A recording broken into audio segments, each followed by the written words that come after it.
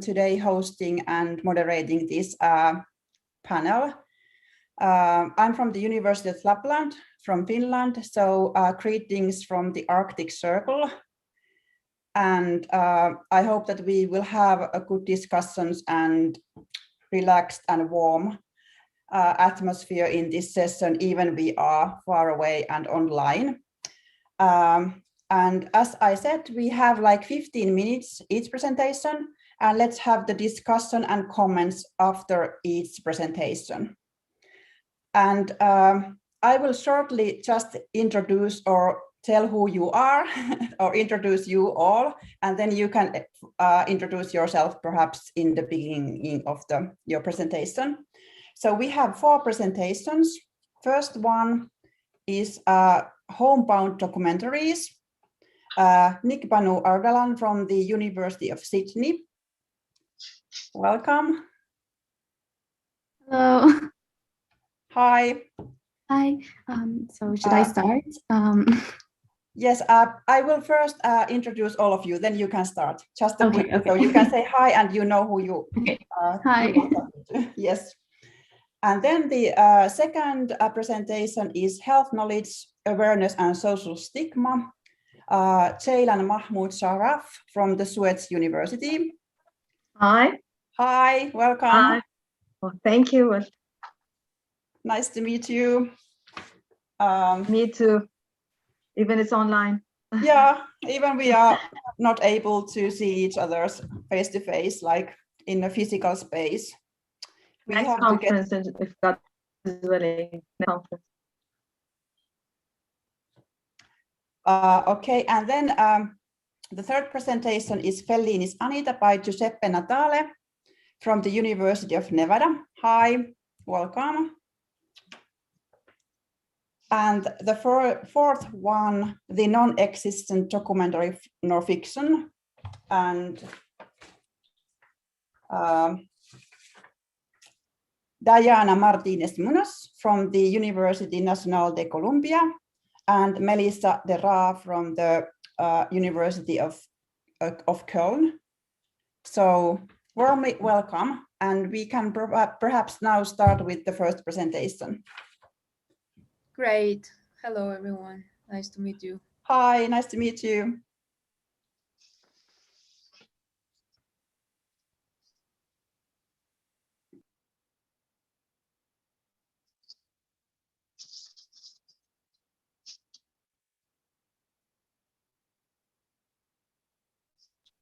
Can everybody see my screen? Okay. Yes. Yeah. So hi everyone, and thank you so much for having me today. My name is Nikbanu Ardalan, and I'm studying Bachelor of Arts, majoring in Film Studies and Digital Cultures at the University of Sydney. And today's presentation is titled Homebound Documentary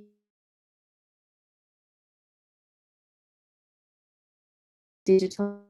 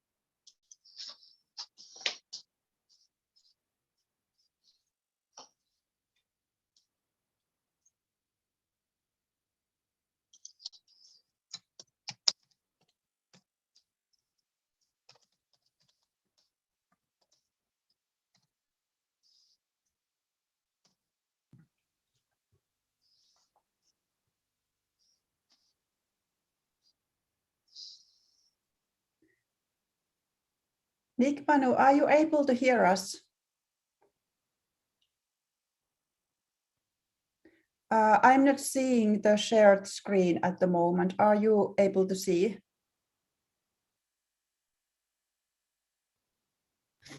No.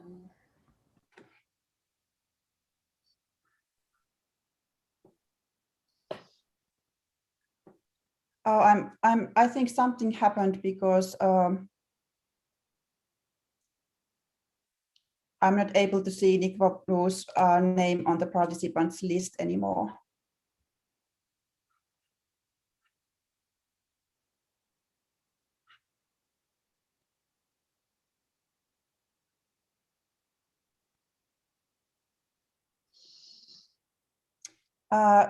Shall we start with the Chailan Mahmoud Sharaf? Are you able to, perhaps if she is not able to join now, or shall we wait a bit? Okay. Yeah. It's okay. I will start. Okay, thank you. Welcome. My name is Jailan Sharaf. I am an associate professor in Faculty of Mass Media and Communication Technology at Suez University. It's from Egypt. It's the government in Egypt. I live in Cairo, the capital of Egypt, and I used to go to Suez. It's another governor, 120 kilometers from Cairo.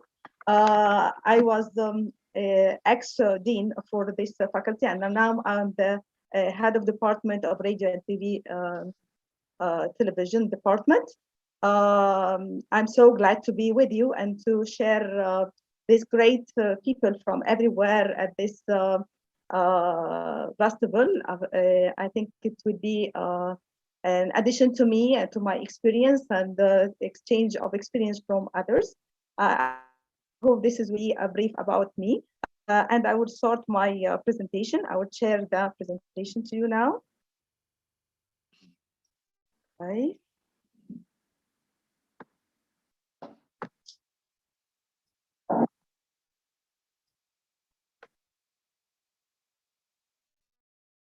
Hope you can see it.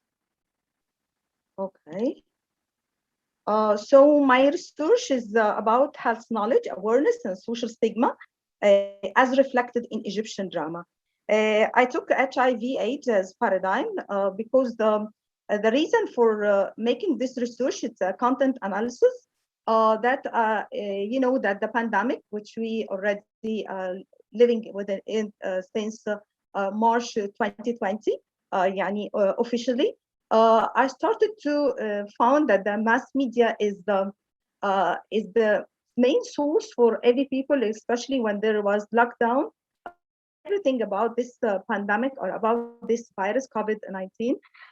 So I started to know how does the mass media, the content of mass media, can arrive to each or can reach each people in everywhere in Egypt, especially that we have socioeconomic demography, different people who are educated or well-educated, literate people, and so how they will learn about all the questions related to this COVID. I started to find that due to our studies, the drama is the most format that people can watch and can learn from it, especially as I mentioned that there's literate people, a lot of literate people in the villages and urban do not know how read or do not follow news. So this is a way in order to reach them and tell them about information about the virus and how we can prevent ourselves from gaining that. Unfortunately, when I'm searching for any films or drama that is related to medical drama, I only found 5 films that the content is related to HIV/AIDS, especially a virus, because I'm looking for a films that is the theme of it is related to virus, not to like, for example, a nerve or something related to psychological, because this is already have been done by a lot of films, I think, all over the world. But to be precise with a virus, it was not available everywhere. So now I will tell you the points of my study. The research points is the purpose of the study. And then we will move to the significance of the study, why the study is very important. And then we move to the methodology and the results that I reached after analyzing the 5 films that I mentioned. And I will give you a synopsis about these films when we go by slide. The purpose of the study to explore the content of drama's folk format to be utilized as educational entertainment spectacle, to inform, educate, awareness of HIV/AIDS disease as a paradigm, and maintain the society from stigmatizing the infected people. Okay. Thailand, Yes. We are now not seeing your presentation. Sure. Can I make and Sharon repeat again? Okay, thank you. Welcome.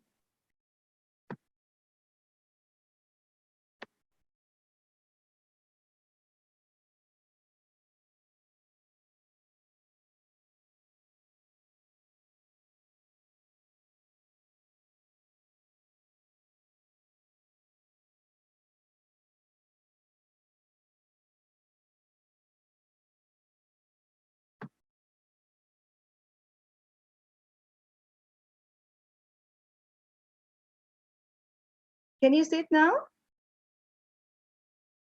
Yes?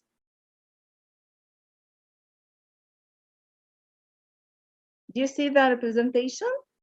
Yes, it's working. Okay, thank you. Do you want me to repeat the purpose, the points of my research again? The research points are specific. I'm going to discuss 3 main points. The purpose of the study, the significance of the study, and the methodology that I use. And finally, we are going to discuss the results with you. The purpose of the study is to explore the content of drama's folk format to be utilized in, as an educational entertainment spectacle, to inform, educate, aware of HIV/AIDS disease as a paradigm, as a model, and maintain the society from stigmatizing the infected people. Okay.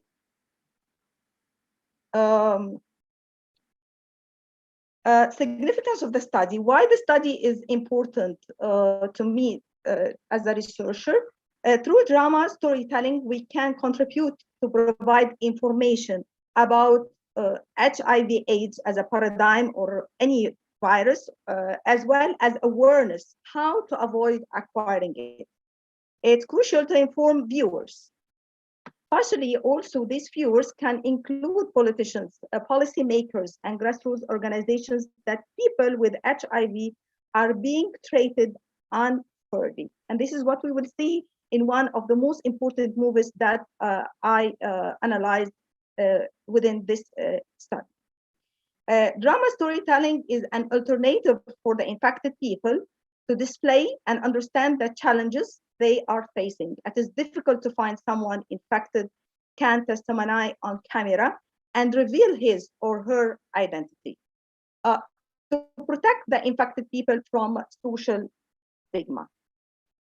The methodology that I used in this study, it is a qualitative research using conventional content analysis that can clarify the concealed patterns from the inside of data content. The films are as follows. Midnight, I translated the names of the films. It's in Arabic, but I will give you a synopsis in the second slide about it, because unfortunately, I tried to insert videos for these films, but it was with no subtitle for a translation. So I found it would be difficult, especially that it's in Arabic language. So I'll give you Midnight Soldier. It's about, it is produced 1991. Love in Tower, produced 1992. Disco Disco 1993. Red Agenda 2000.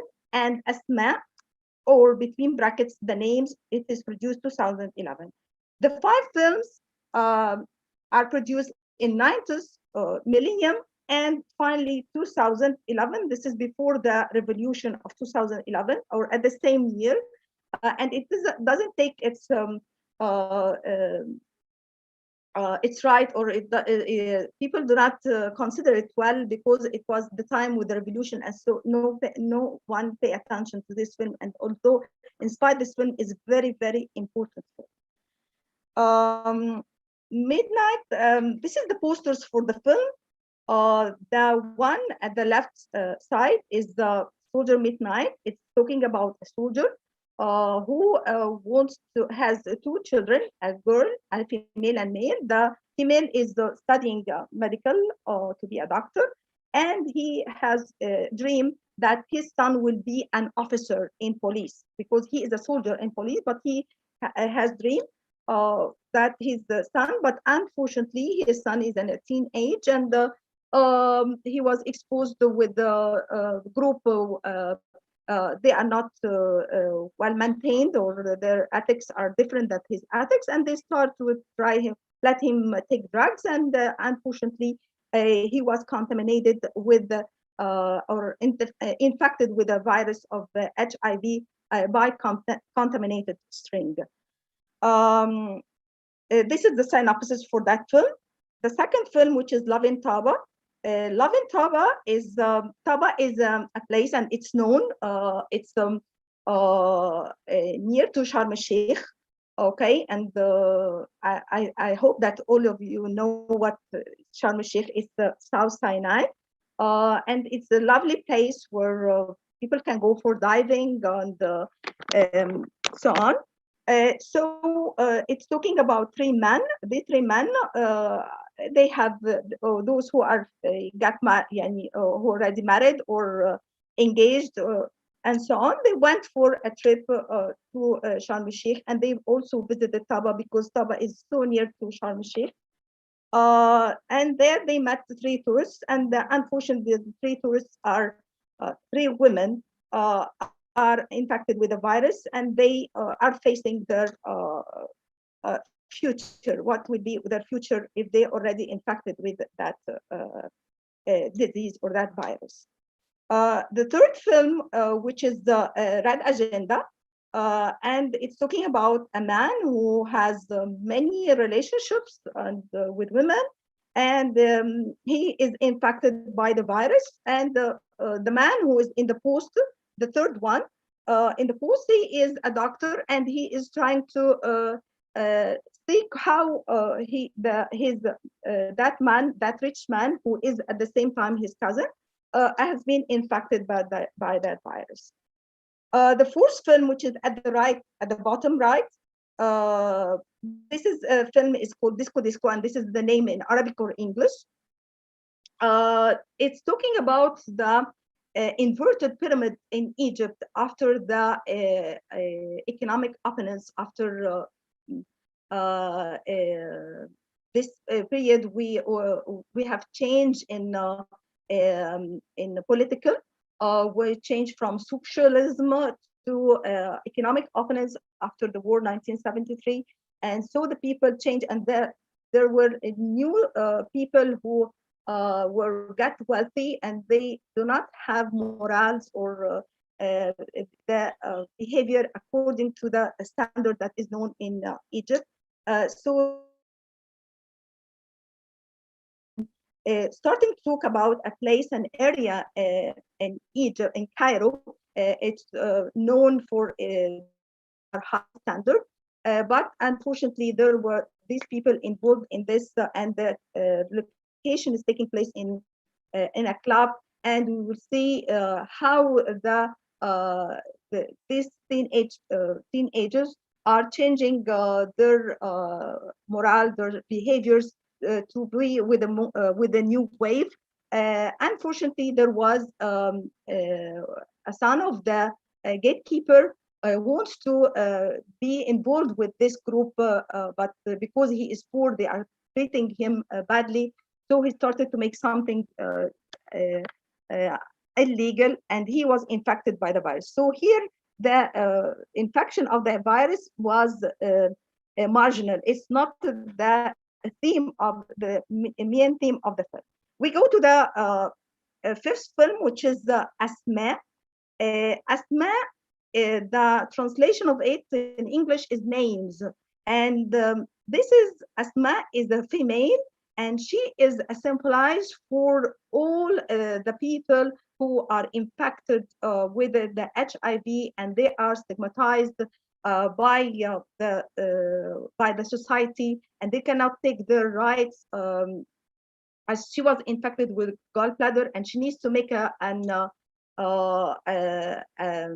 operation, but unfortunately, she is treated badly from the health professionals, and they refuse to make for her the research, and also she cannot work legally because when they need from her a medical health, she cannot inform them that she is infected with the virus, although she was infected. She is a carrier for the virus.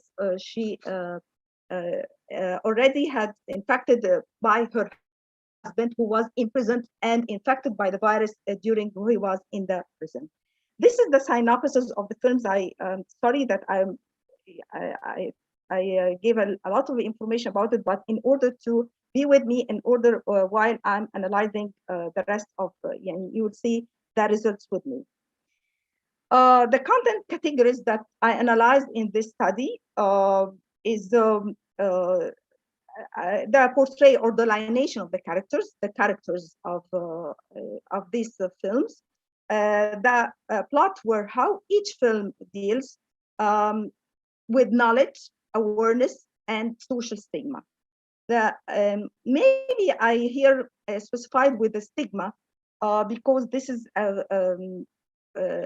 something very important that we should focus on it in order to inform the others, the society, and all the people, even the policymakers and the organizations, as I mentioned from the beginning, that these people have the right to take the right as the other people. We should not make discrimination to them, or to be discriminated to them. The social stigma is divided into different categories or subcategories, multidimensional, and under multidimensional, we will see the social stigma, self-stigma, health professionals. Then we will have also one of the categories that I analyzed, rejection, under it, self-isolation, family and relative rejection, friends and community rejection, discrimination and insult in receiving service.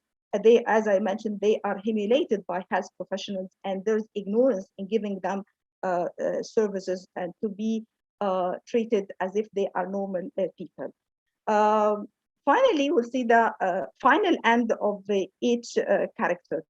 For example, the film of the soldier Midnight, the character, the father killed his son due to social stigma. In Red Agenda, it was an open end because they are they want to inform the people that the infection is done due to sexual relationships. They didn't give any information about how acquiring, what is the disease, what is the virus, no information, just to provide illegal sexual relationships.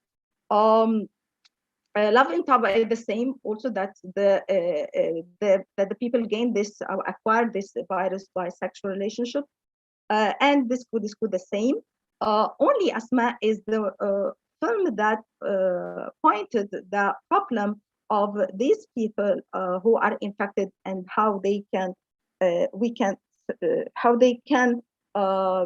be one of the society and can be normally treated.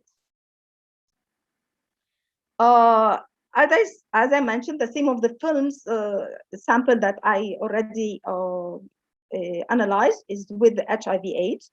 The three films, as I mentioned, three in the 90s and one in the millennium, and the final one is 2011. The plot of the films, which is the conflict through this that take place through this film. The results show that the film's study sample are dealing with HIV/AIDS, except in Disco Disco is concerned with the teenage problems, including the infection of HIV/AIDS. Film Soldier the Midnight exposed to social stigma within the plot of the film. As I mentioned, the father killed his son in order to avoid social stigma. And no one to know that his son is infected with that virus. Film Asma, which is the names, as I said, it's the symbolized for the people who are infected with this virus, focus on social stigma towards also the infected people. The conflict in all films is dynamic, means that the event is taking place, the event is pushing the other event till we reach the resolution or the end of the film. Except film Red Agenda is only looking for the thread of how this, how his cousin has been infected by this virus. That's all. So we didn't find a dynamic. It's a static conflict. Film Soldier Midnight, the only film that showed that HIV/AIDS had been transmitted through contaminated strains. The characters, course, here I'm specific with the main important points. I'm not going to deal with all the characters, but here the results indicated that the infected characters in film Asma and film Love in Taba are main characters, but in Red Agenda, Midnight Soldier, and Disco Disco, they are not main characters. They are a secondary and incidental character, especially in Disco Disco is the incidental character. As I mentioned before, the film is dealing with the teenage problems at that time, at this 90s and the 90s. As there was a mix up, in another word, the inverted pyramid has been done in the society at that time. The socioeconomic category related to the character in Asma and Disco Disco is related to low level. In Asma, Asma was living in a hamlet, and she was forced to leave her hamlet with her father and baby to come to the capital, Cairo, in order that no one know where to know anything about her, because her husband already died, and her husband's brother is stigmatizing her and he let her get out of the hamlet. Love in Taba and Red Agenda, they are, as I mentioned, Love in Taba, they are three men living, they want to, two of them are from high class and they went to Sharm el-Sheikh for fishing, and they had their driver with them, or the driver who was accompanying them. Red Agenda, he's a businessman and he's infected with this virus. Soldier Midnight is a middle class. But if we look all over the characters, we will find that Asma is shown to be the only female representing the infected people in these 5 films. And at the same time, we'll find that she's a fighter. She is facing the disease, and also she is facing, trying to face the society, because at the end of the film, she will be interviewed in a talk show program. And the presenter is forcing her to be in front of the camera, but she at the beginning refused.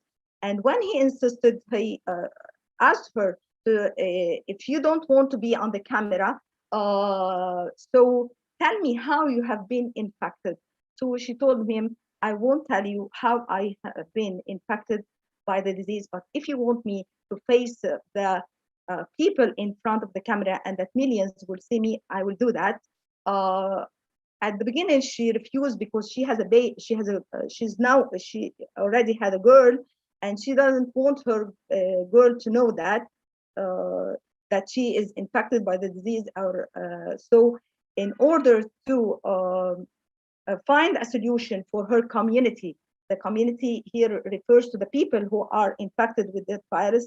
She faced the camera and she faced the millions, and she got respect from the people.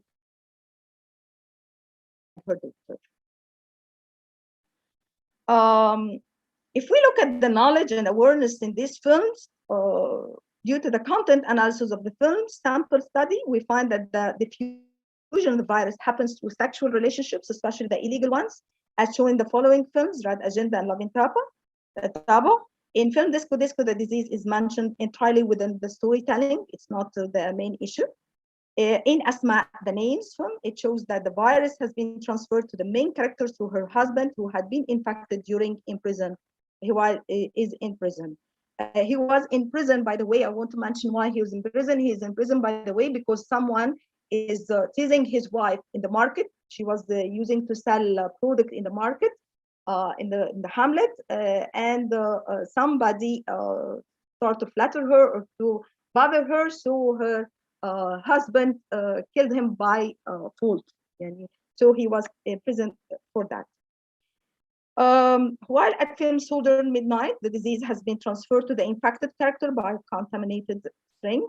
The films didn't give any information or knowledge about the disease as its emergence and avoidance of acquiring the virus. It only sheds light on the disease without deep information. Even the film's sample didn't show how to avoid acquiring that virus or how to protect yourself, only just to avoid illegal relationships and taking drugs through contaminated string. This is the main point related to the study, which is the stigma and discrimination. And as I mentioned, it's divided into different or subcategories. The multidimensional stigma. The most characters in the film study sample have painful experiences resulted from being labeled as HIV/AIDS positive patients, especially the character Asma, the names, as she is forced to leave her hamlet with her father and her baby due to the social and cultural dynamics. The dimensional stigma is also including or divided into sub-themes, which is the social stigma, self-stigma, and treatment system stigma. Social stigma, Asma, or the names, or the female in this film is the main character, has been labeled by her husband's brother as adultery and is forced to leave the hamlet. In Soldier Midnight, Soldier Hassan, he's the main character, his name was Hassan, has killed his son once he knows that he has been infected with HIV to avoid stigma, while the other characters in other films represent male gender. And the society sometimes do not look at the male as they look at the female, especially those who are infected with the virus. But mainly also these male do not want to inform anybody about that. The self-stigma, the infection of the study show the feeling of shame and embarrassment because of HIV/AIDS. In Asma, she doesn't want anybody to know how that she is carrying the virus. Here, the health professionals, the dealing with the physicians or the health professional or the people or the doctors in they don't want to deal with them.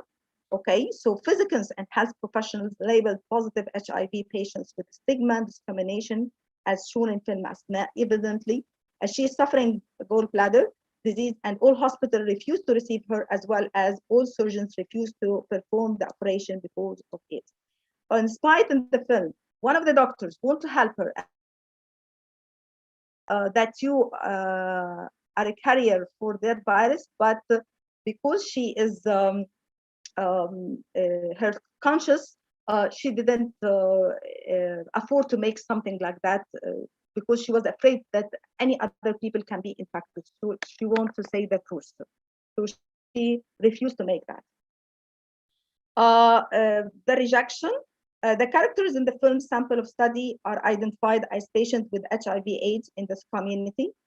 They face isolation, even self-isolation, because they are self-isolated, social isolation, they are isolated from the community. By the way, I want to mention that Asma, in this film, they show a group, the groups who have the same disease or same virus, made for them a group in order that they can socialize with each other. So they know each other, so they can interact. But within this very minimized group, not with the outer group or outer society. Also, and family members, the only one who knows for Asma is her father. She didn't even want to tell her daughter in order to let her daughter live normally. So no relatives, and also no friends in order not to be rejected. They feel loneliness and hopelessness.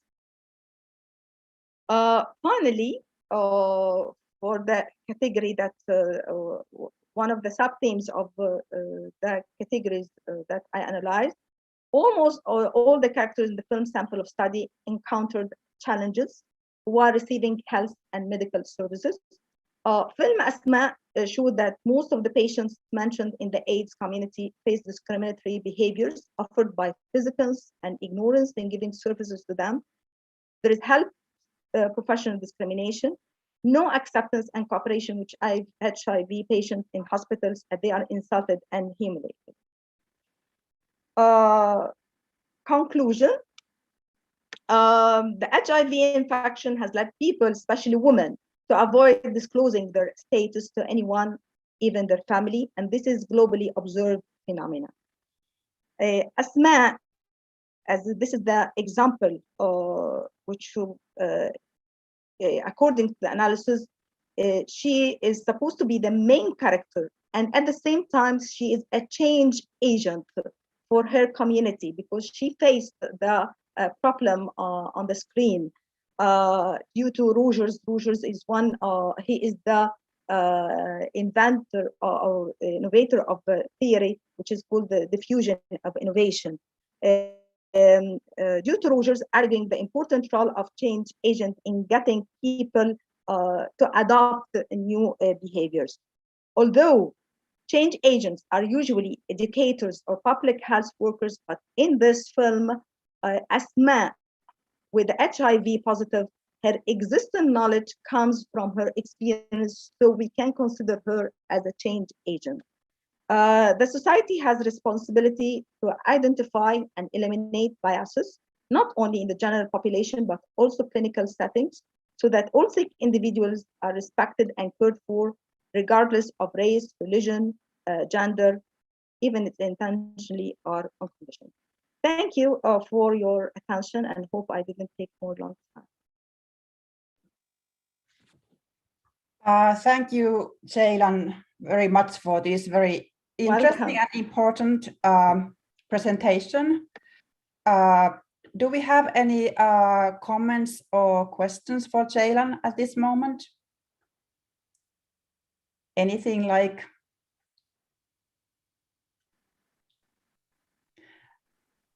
Well, my question would be, what was the audience reaction to these films and some film critics' reaction to these films?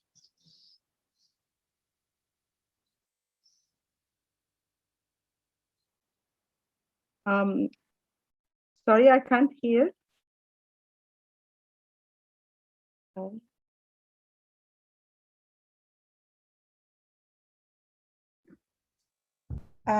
Ceylan, Giuseppe was asking what was the audience's response for this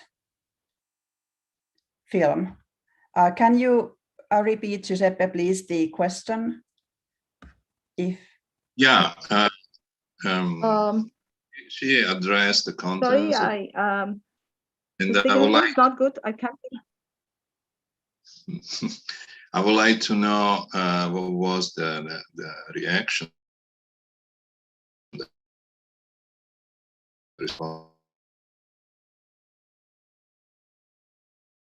Excuse me, reaction of what? Of what?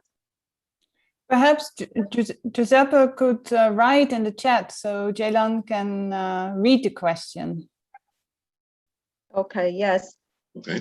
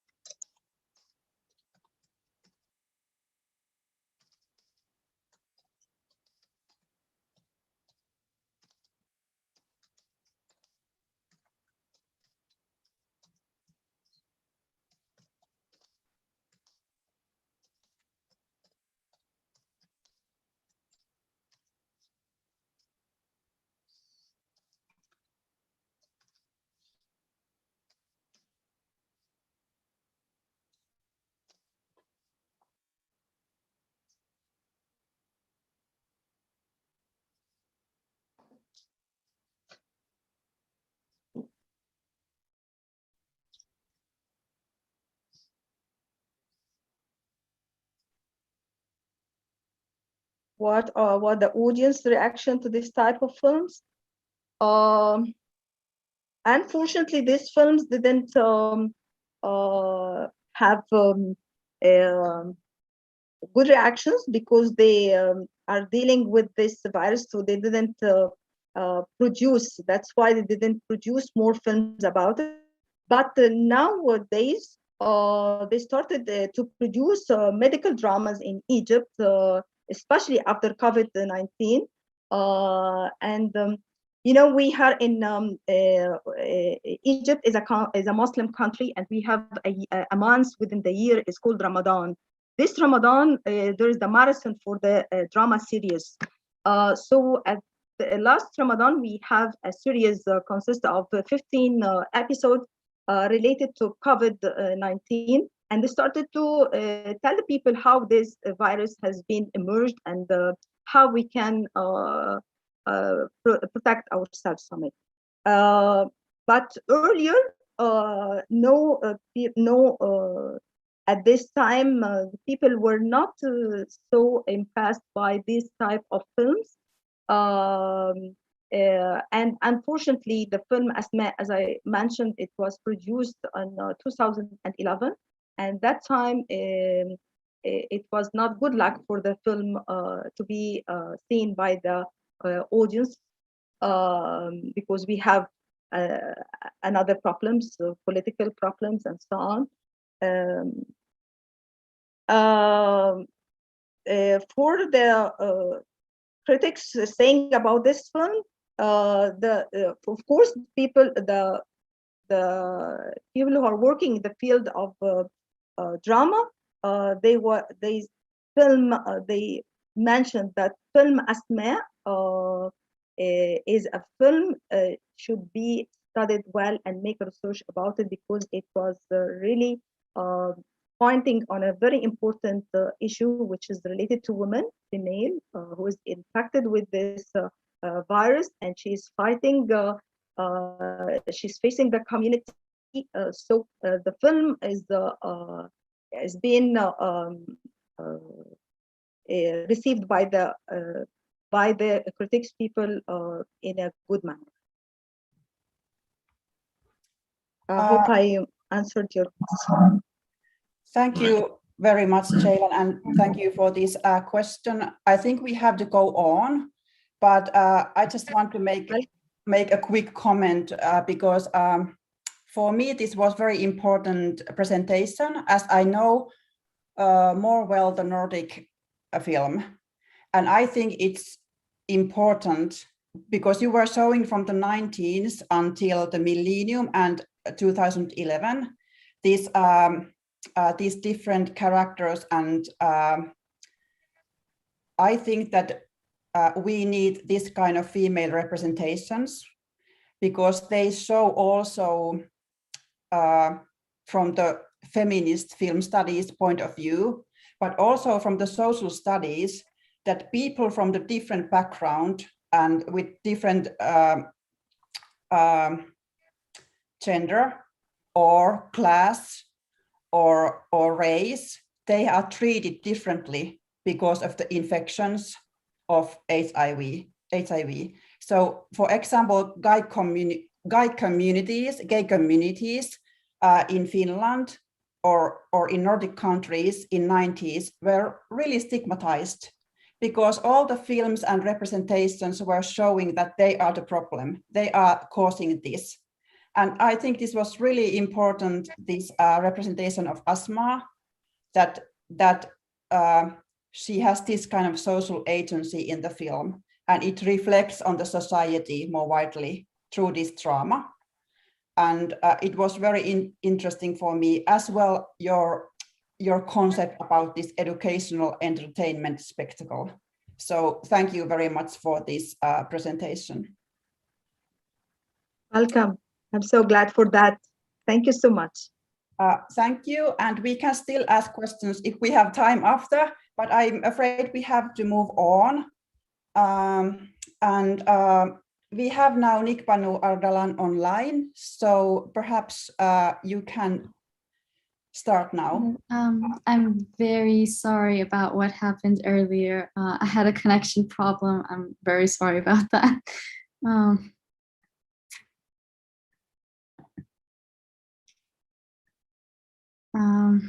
Okay, so I'll just take on from where I left off, so I don't waste too much time. So for my introduction, I wanted to briefly explain where the idea for this paper came from. So I viewed these two different documentaries, you could call them. There are two very peculiar examples of cinematic expression that I've encountered in my film studies course. And these are, this is not a film directed by Jafar Panahi and no home movie directed by Chantal Akerman. And after viewing these two movies, I just had the idea about how it was interesting that both of these movies primarily take place in a home setting, and it's the director's home setting. And the directors, both of them, are involved in the narrative of this story. So basically, you could consider it as an autobiographical work from a certain viewpoint. I started by asking myself, how would I define these films? And the most concise term that I could find for them was to denominate them as homebound documentaries.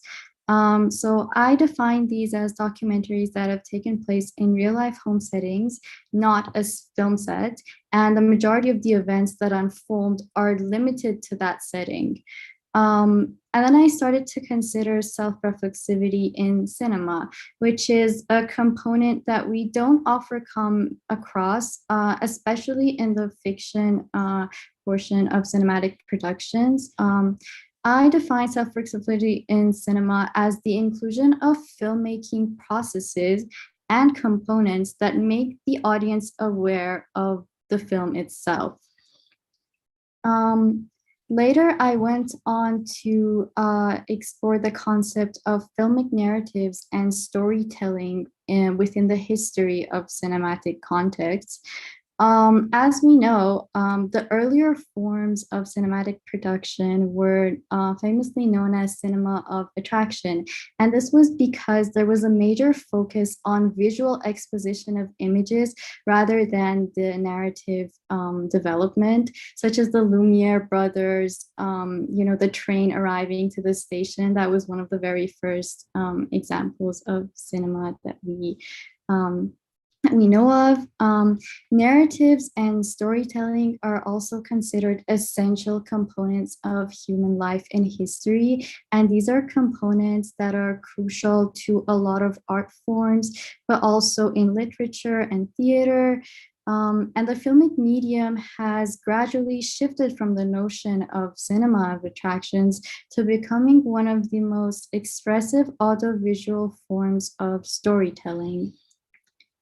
From here, I started to consider that in conventional cinema, we often have what is known as the fourth wall. And this is basically a barrier placed between the audience and what they are actually viewing on the screen when going to a cinema or viewing a film at home.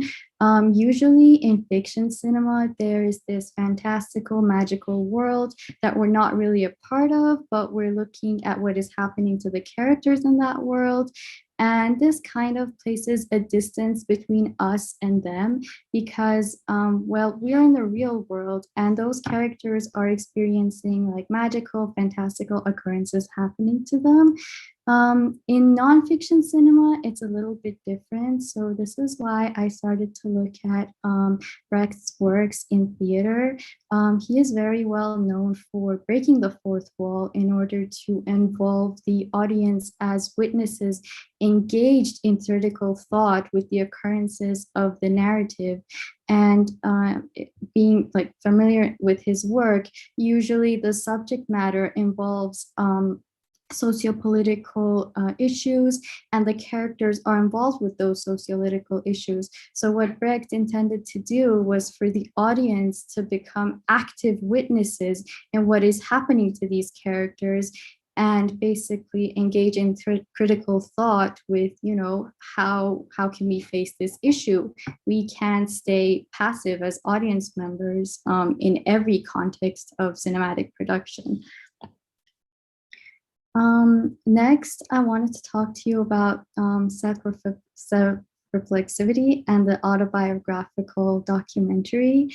What is interesting about the autobiographical documentary is that, well, if a film producer wants to produce an autobiographical work about their life, usually the examples that I did mention earlier, No Home Movie, and This Is Not a Film. What is really interesting about these two case studies is that if you pay attention to the title, there is this specific negation of what these non-films are not. So this is not a film, and this is No Home Movie.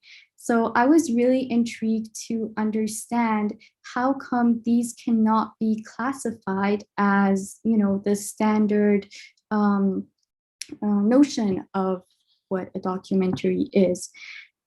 So I started to consider that while documentary genre is expected to present its narrative objectively in order to preserve the authenticity of its realism, in certain cases, the authenticity is expressed through the subjectivity of the director, as the maker of the film is part of the narrative itself.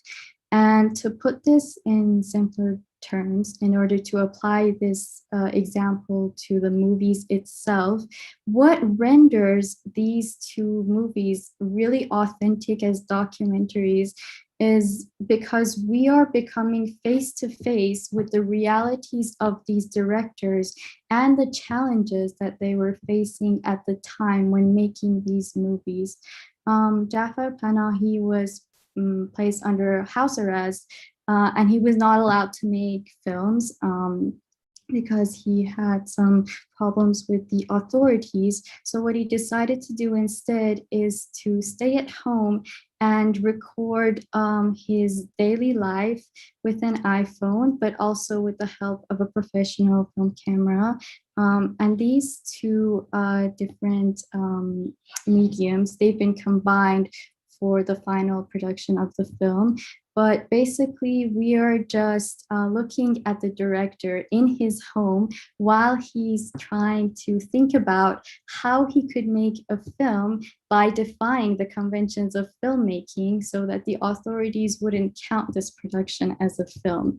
In the case of No Home Movie, this is the story of Chantal Ackerman and her mother, Natalia, who was a Holocaust survivor. And what was really interesting for me in this film, in terms of self-reflexivity, is that, for example, we see Chantal going around the house with her film camera, and she Skypes her mother, and her mother asks her, "Why are you filming me, Chantal?" And we clearly see the Chantal holding her film camera in the Skype call. So we are actively involved in the process of how this film was made. In a certain way, I thought that this is part of what they show us in the behind the scenes portion of a filmic production, which is not usually included in the film, but rather at a bonus when we buy a DVD from a movie store or something, just for audiences to see how was everything done, like special effect productions and things like that. And I concluded that, the subject of self-reflexivity can be considered as an anti-narrative component that is slowly establishing its significance in developing conventions of cinematic narrative. Now, why cinematic narrative is slowly becoming involved with self-reflexivity, I attribute this to the happening of digitization and convergence, which has affected a lot of types of different media forms. We have vlogging happening a lot on the social media context. And what is really interesting about vlogging is that people are really interested in very mundane aspects of, a content creator's life.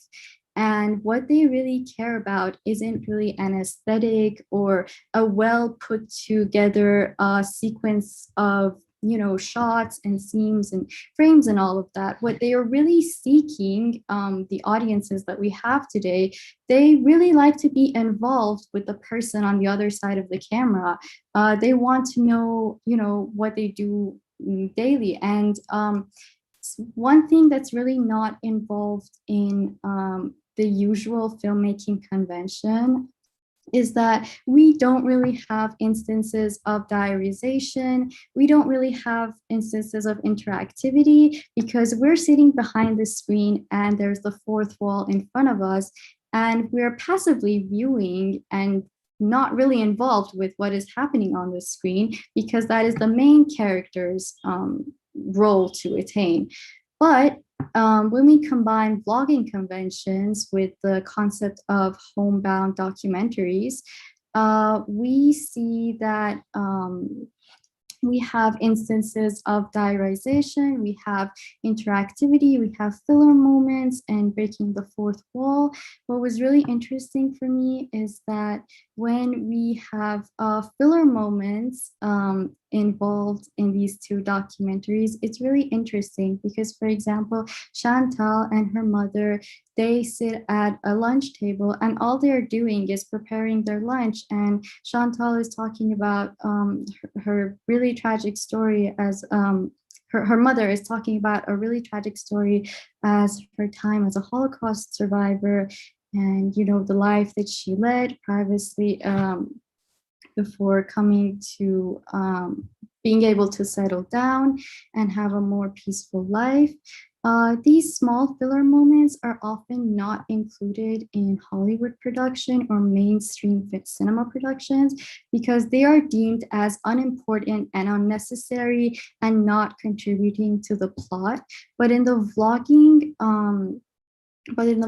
domain of creating audiovisual content, filler moments are actually what people are interested in most. Next, I wanted to talk about the digital cinema and audience engagement. The digitization of film format has increased accessibility to film viewing and filmmaking. Before having access to iPhones and even like smartphones or low budget cinematic productions being deemed as part of, actual cinema, that in my opinion, I thought that it was really strict for something to be considered as cinema. I believe that you would need to have a studio, a crew, you would need to have professional cameras, professional equipment, all of that. So it wasn't really an accessible medium for the public to partake in. But with cultural convergence and digital convergence and all of that, cinema is slowly becoming inclusive of the storytelling tropes and the typical content that other media forms include and are normal for them, such as vlogging. And also current audiences are actually intrigued by mundane aspects of audiovisual content creation as a result of cultural shifts and digital convergence. Mainly because today we consume a lot of media on social media, social networking platforms. And for my conclusion, I just wanted to point out how interesting it is that like the affordances of digital content creation in other mediums is gradually becoming part of cinematic storytelling as well. So this has led to self-reflexivity in films being used as a device that provokes active thought and reaction regarding the issues that are presented to the audience. So for instance, Jafar Panahi trying to make, a silver lining to the fact that he is under house arrest and does not have the right to create a film. He improvised how can I take apart the conventions of filmmaking and make something that maybe could be considered as a film, but actually isn't really a film. Or the fact that Chantal Akerman tried to make this sort of home documentary, but she really didn't want to label it as a home movie, hence the title, No Home Movie. Thank you so much for your time, and I hope I didn't have any more connection issues throughout the presentation.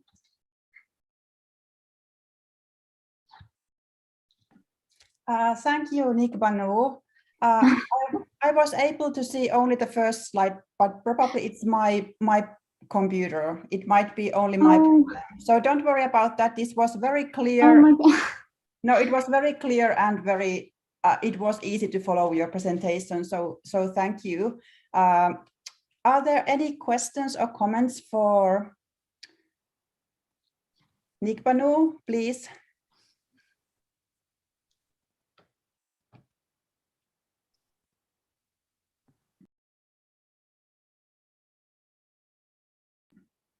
You can also use chat box if you feel like. Would it be okay if I send my presentation slides in the chat box? Since I believe I realized too late that I'm not viewing them correctly. This is okay. That would be very kind. Thank you. Yeah, of course.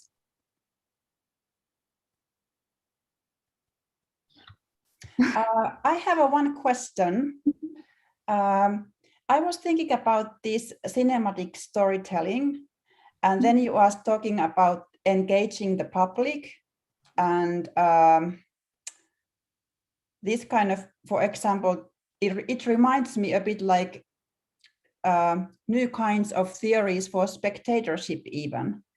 So I'm asking that, what do you see, is there added value, or what is the, I don't know if the added value is the correct word now, but what do you feel is the most groundbreaking thing in this kind of autobiographical work?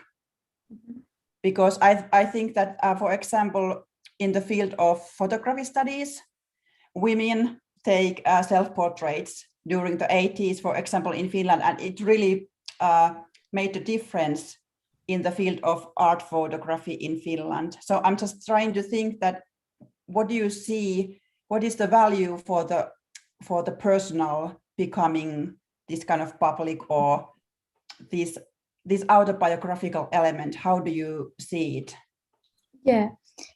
So what really interested in me in trying to understand better why these films were made the way that they were, and why they are such unique examples for this particular case study that I wanted to look at.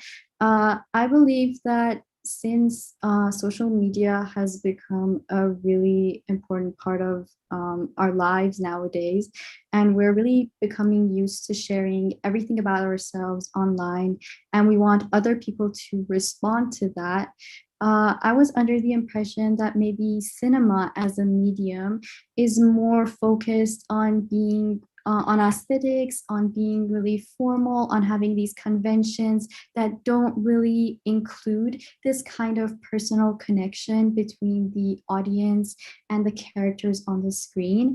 And hence, that's why I mentioned passive viewership.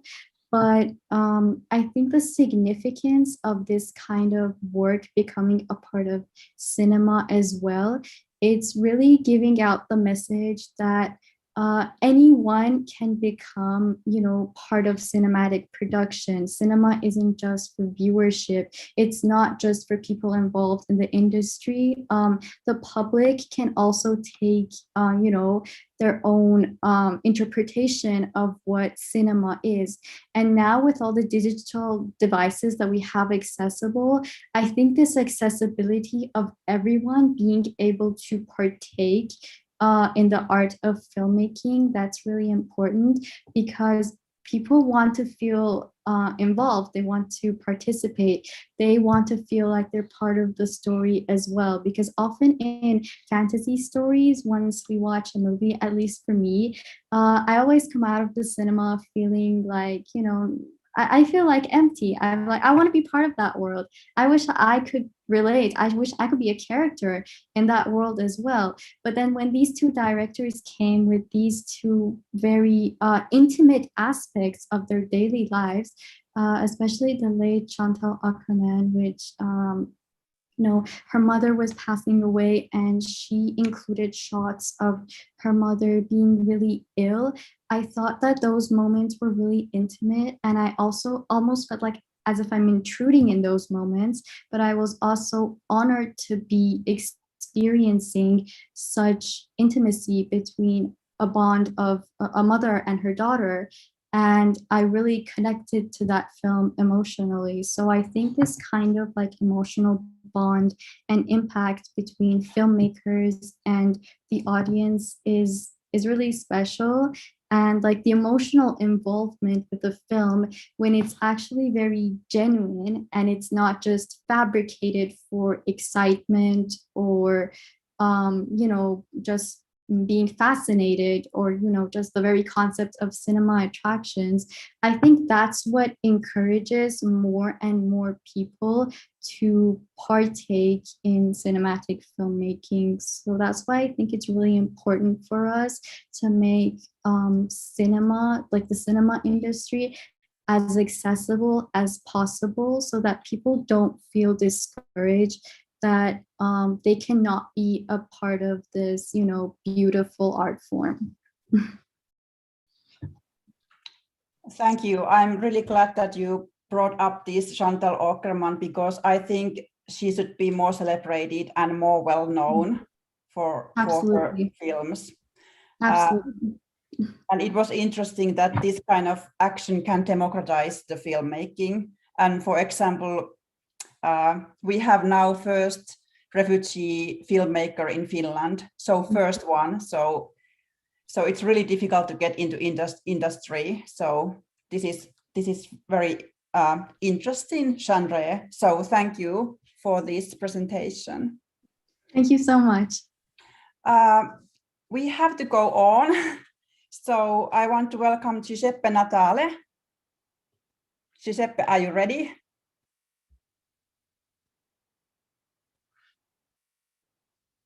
What happened? He's not here. He's not here. Okay, something happened, probably problem online. Perhaps his network, yes.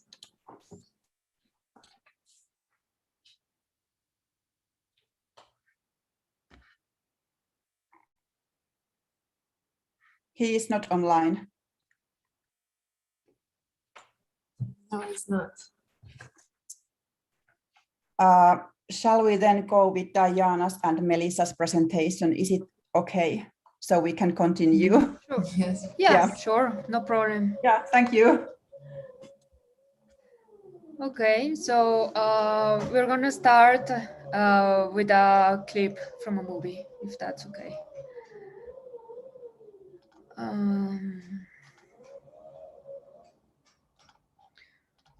Just a second. Please let me know if you can have audio from this.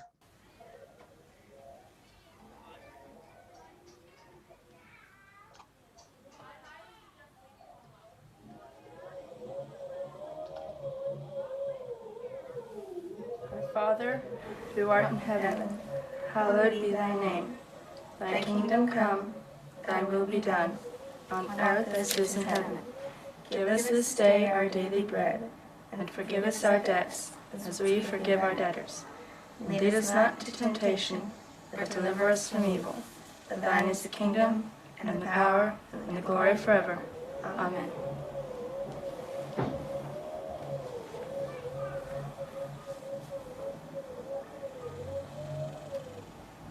I run a household. Get married. Have children. I run a household. You? Well, Besides riding horse off into the sunset. I want to do that. Sarah, what do you want to do? Well, I don't want to get married. Why not? I just don't.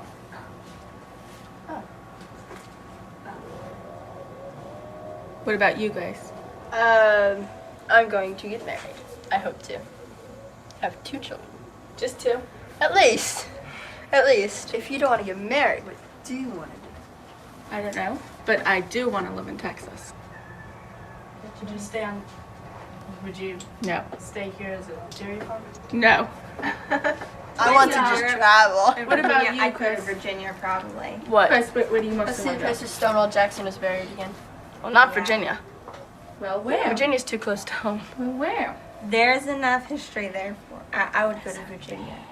Well, I'd like to go to Paris, but not just Paris alone. I'd love to go to Rome. It's a lot of history. If I was to go to overseas, I'd go to Rome. But I don't see that happening anytime soon. What about Egypt? Oh, getting married? Soon. But you do hope to get married. Yeah. Why? I don't know. But if I ever get married, hopefully he has a ranch. So do you think that God calls us to get married? Of course. And you? Me? Yes. Me? Yes, I do. Sister in the Bible. Yeah. We're Yes, designed that to is- be his That is my point. We learned it with Mom in college. If we didn't, if Adam didn't need a helpmate, we wouldn't be around. And then, so Sarah, when we have our children and you are still a spinster, That was rude. all right, And you are. I'll come take pictures of you little fat children. Okay, let's not be rude. That was not. That was very rude.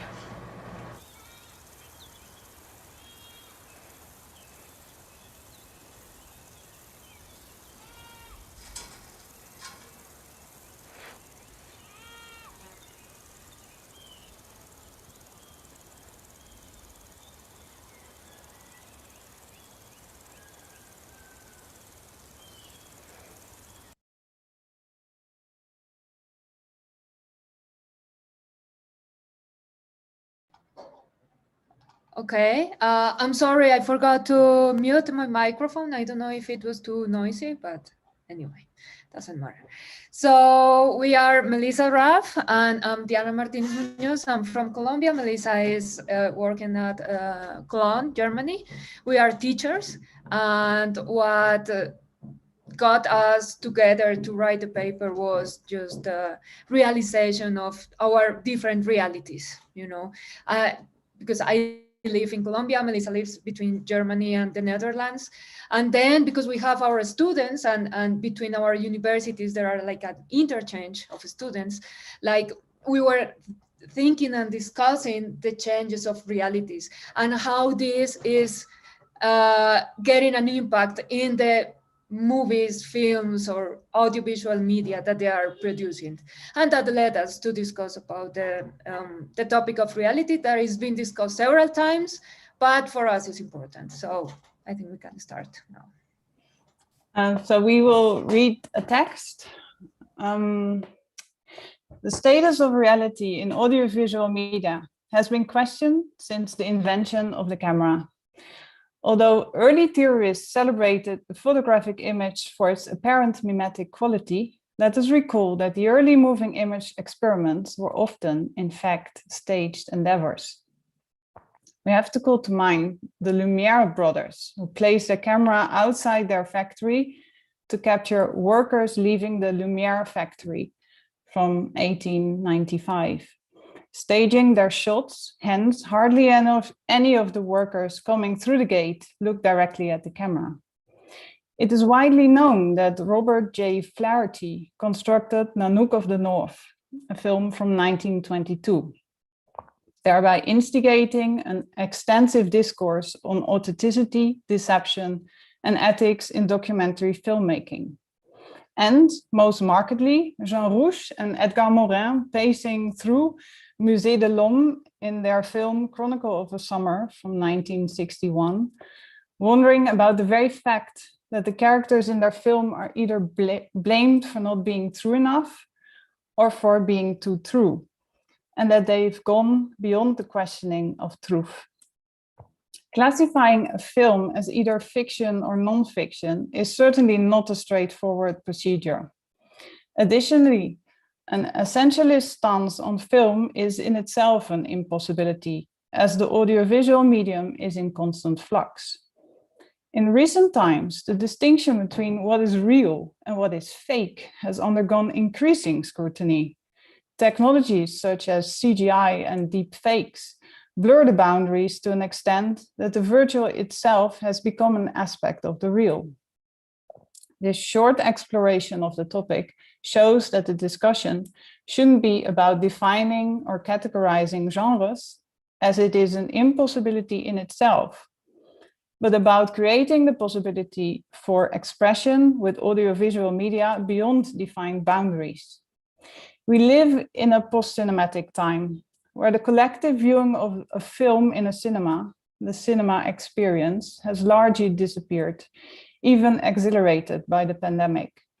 People watch audiovisual works, in the large definition of the term, on a wide variety of platforms.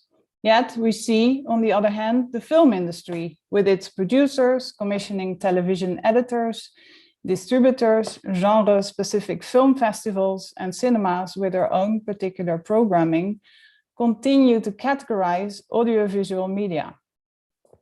The main categories being narrative fiction and documentary, and, if neither fits, experimental. We suggest that this is a problem. The categorization of media into either fiction or documentary is a problematic way of breaking down audiovisuals. It influences viewers and tells them in advance how to understand the material.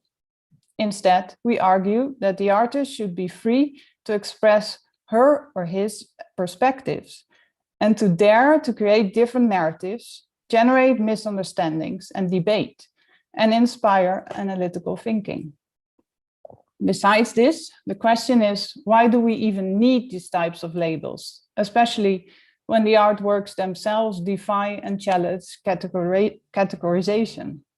Or, as stated in Robert Greene's article, Die, Hybrid, Die, I quote, documentaries are hybrid monsters by their very nature.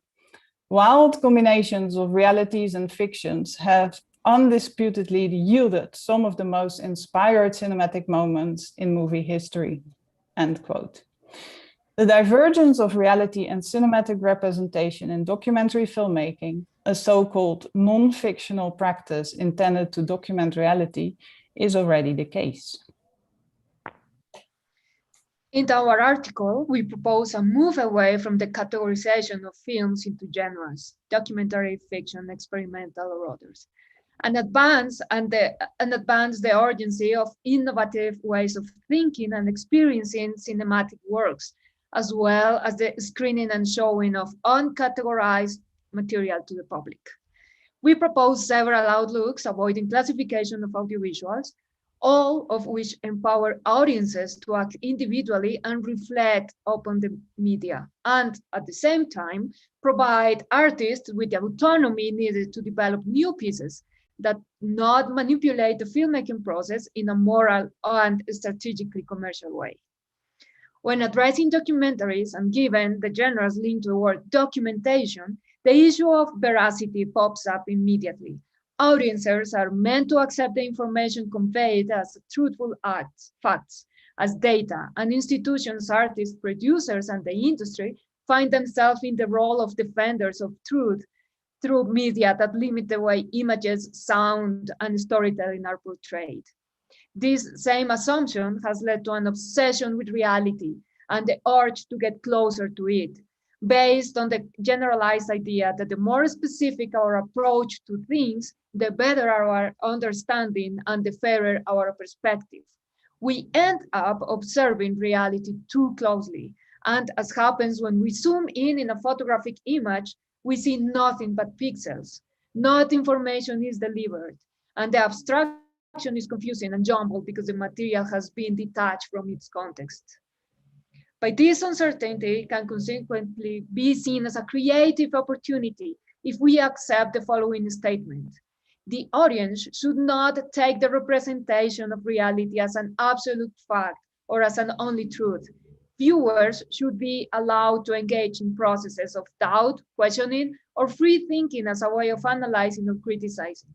If creators of cinematic media approach the viewer in a different way, then more risks can be taken, different narratives can be created, and reality can take alternative shapes.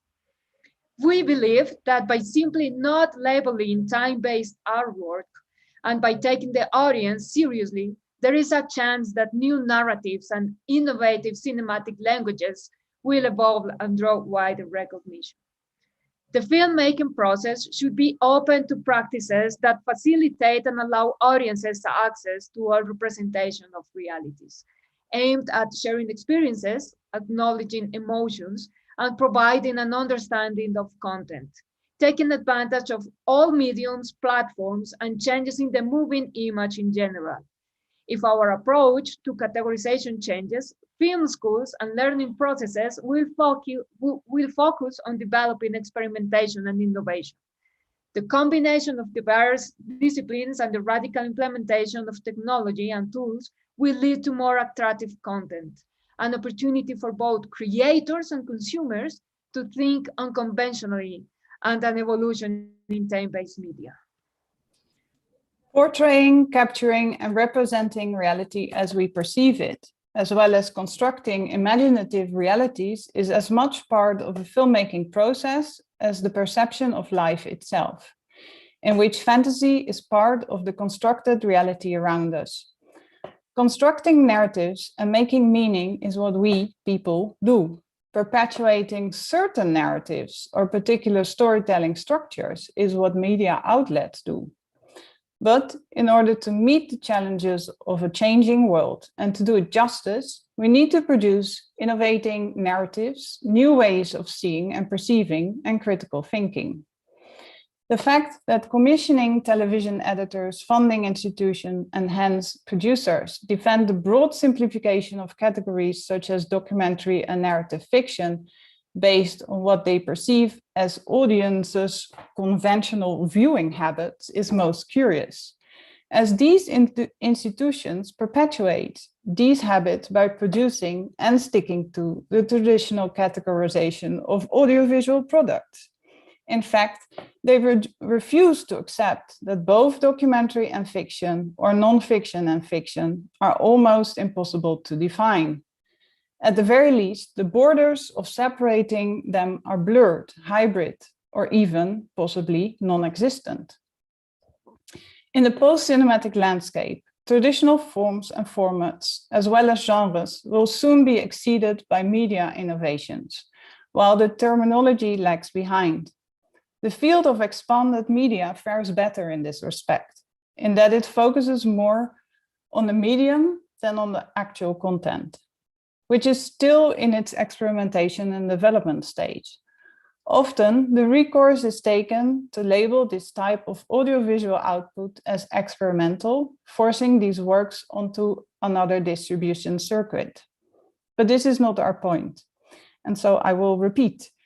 We believe that by simply not labeling time-based artworks and by taking the audience seriously, there is a chance that new narratives and innovating cinematic languages will evolve and draw wider recognition. And so as a start for the discussion, possibly this could be it, that the clip we showed at the beginning. How would you label it and why would you label it at all? Thank you very much.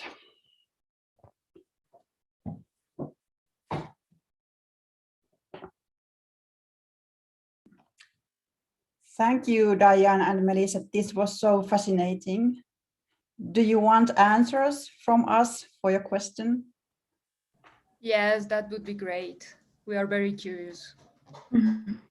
I thought this was a really interesting presentation because it's also relevant to what I was trying to investigate in my paper, especially when I came across these non-films. I think the best word to attribute to these kind of experimental works, as you mentioned, is to call them a non-film, because even the directors specifically tried to label them as not being a film. And the fact that they are constantly trying to overcome the boundaries of traditional cinematic conventions and trying to combine the affordances and the commonalities of other mediums, I don't know, such as like vlogging, maybe even taking tropes from, I don't know, maybe animation, or things that we're not used to as labeling as, you know, traditional cinema. I think it's really interesting that it's even challenging our knowledge of audiences as what we consider to be a work of cinema, since now we can also be part of what is considered cinematic production or filmmaking. So yeah, I think it's really interesting to think about that in this like new age of cinema. What is a definition of cinema? I don't think we can pinpoint it into a single sentence or a single idea. So yeah, thank you so much for bringing up all those interesting points. Thank you very much. I also saw similarities or like an approach to your presentation to ours, which I found very interesting. I think I would like to say, though, that our point is that this is already done since the beginning of filmmaking. And so indeed, another film I was thinking of during your presentation was, for example, Perlov's Diary. Do you know it? Yeah, so indeed, there are many films which are hard to define and hard to put in a box or in a category. And I think actually, indeed, like we try to argue, it's a problem that especially the funding structures and all that, they are boxing things. And I think the most exciting cinematic works are those who defy categories. I wanted to add a little thing, and it's that we also state that the problem could start in the academy, in the film schools, because if we continue teaching the traditional way of producing or the filmmaking process, then you, since the beginning, you have to state the label of the piece that you are going to produce, and that creates already a lot of limitation for the artists. Because what if the idea changes? What if it becomes reality, or what if it becomes fiction at the end? And so the labeling limits since the beginning the creative process.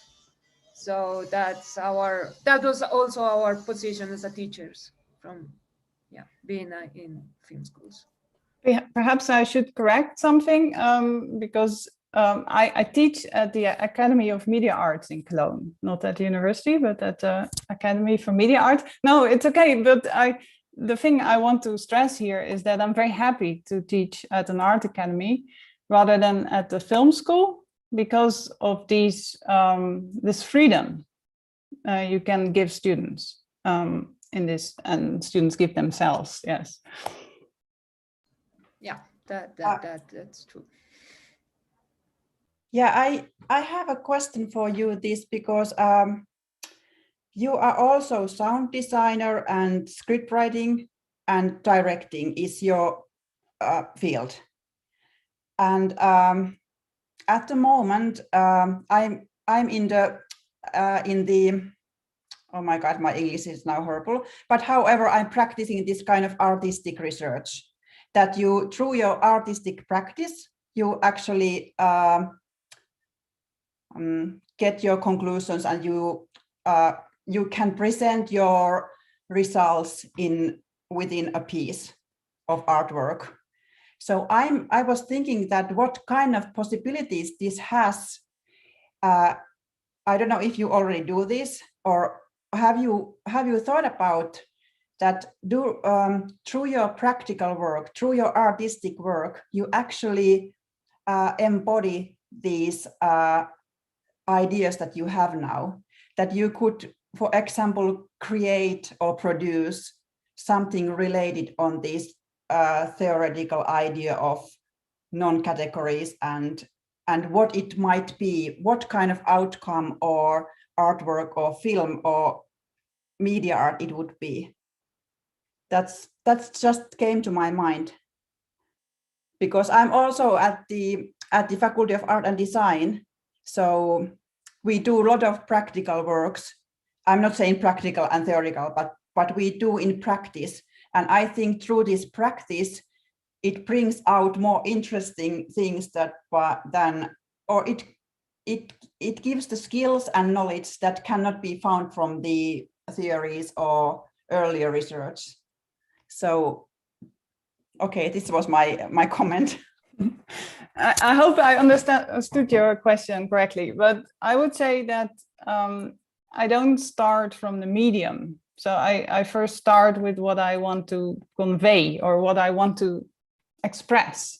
And from there, a medium is chosen, what is most appropriate. And so if it is a film, this can have many forms as long as it does that, what I want to convey.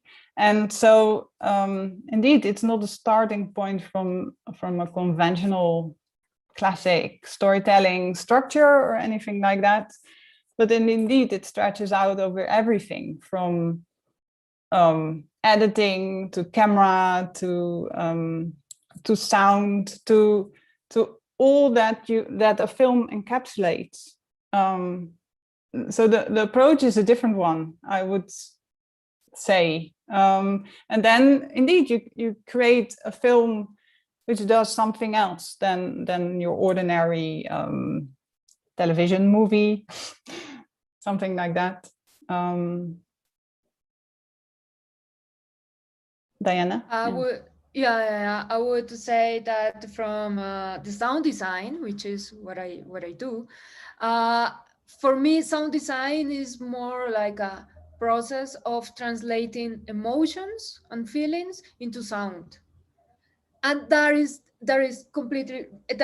directly related to what the director wants to express through the media that we are creating.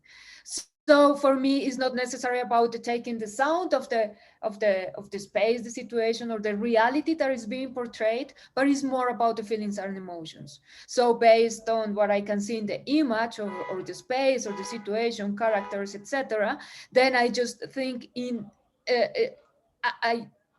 I think about the sounds, but then I just manipulate them, process them, and think about sound just in terms of feelings and emotions, because that's how I relate to sound.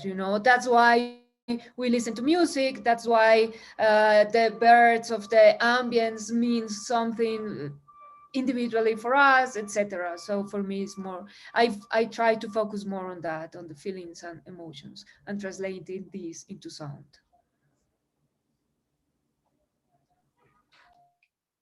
Thank you. It has been very interesting. I just want to make a quick comment because we had a Gulag film seminar in our faculty before the pandemic, and it really opened my eyes because I'm not in the field of film making. So there were examples from this kind of propaganda Gulag films, and then really like poetic documentaries from the Gulag era that really challenged the way how you can define these categories. So it just reminded me of this Cederström film done during this Gulag time that was completely so poetic, so out of the Gulag context, but still commenting it. So probably I will send you the link just if you want to see. And also the beautiful book of Ilona Hongisto, The Soul of the Documentary, that she's challenging these categories and bringing out these kind of examples from the field of documentary film. Just if you want to check. Probably this is not. No, thank you very much. That's very interesting. I'm also interested to hear more about the Gulag films and the seminar. So let's stay in touch. Yes. Are there any other comments for Diane and Melissa? Is there anyone? I left a question in the chat, but only if there's enough discussion time. I have to ask the conference host, can we have this question still? Mokadish, are you there? Yes, yes. We have 10 minutes till the next panel. Yeah. So we can take this question. Yes. Okay, thank you. To the next panel, but we have another presentation, no? Giuseppe has to present still. Oh, I'm sorry, Giuseppe is here. I forgot that. I thought that he's not here. He is here. Okay. I think we have to, probably you can answer to this question on after or on in the chat box if it's okay, because yes, thank you. I now see that Giuseppe Natale is here. So yeah, I lost the connection. Yeah, so. okay. So I don't know. Let me know what you want me to do.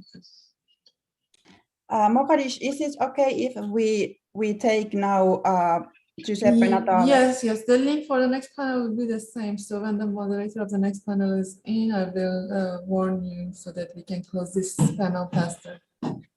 So we have to finish in 10 minutes. Yes.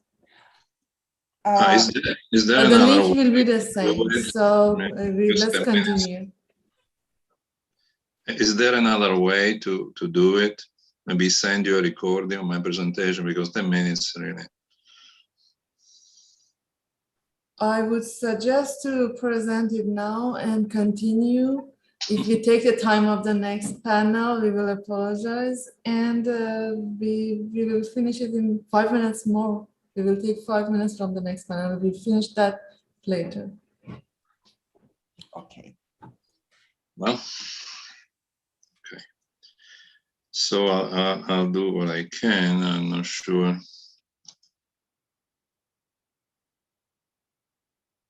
All right, so I'm going to share some images.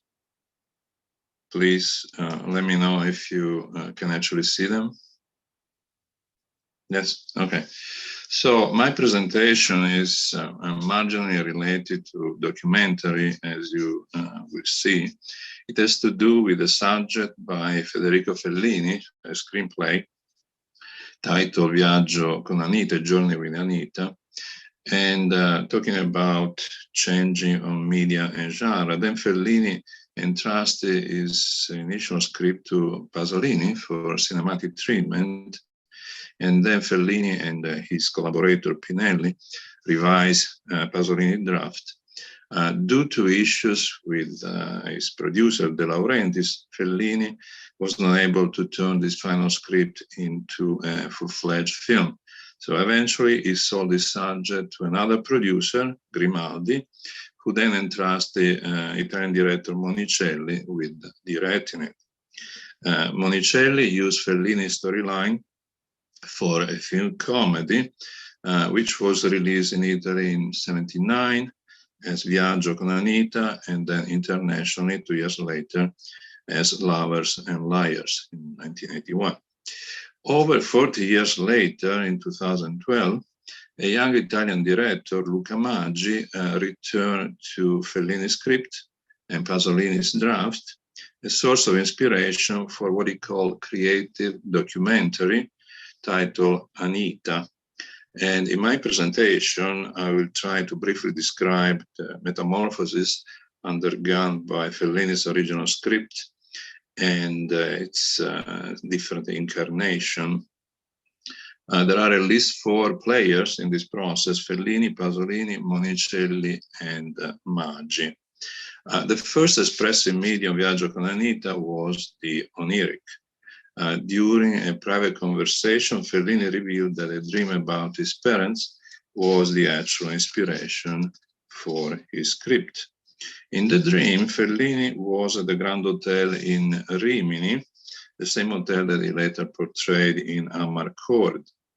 As he presented his idea at the reception, the concierge informed Fellini that an elderly couple who bore his same last name, Fellini, was staying at the hotel. Through the entire dream, those two strangers, who were clearly a psychic representation of his parents, were to him just silhouettes seen from behind, and they became smaller and smaller until they finally disappeared. In commenting on his dream, Fellini lamented his inability to see his parents as real people. He interpreted the dream as his repressed desire to get rid of them, to get rid of his archetypal mother and his father figures, as he were some sort of Oedipus or Orestes. Unable to erase them in real life, he sublimated their disappearance in dream. In the same conversation, Fellini addressed his problematic relationship with his father, a salesman often away from home. He confessed that he came to like his father on the day of his funeral, when he saw two women, plausibly his father's lovers, that burst into tears.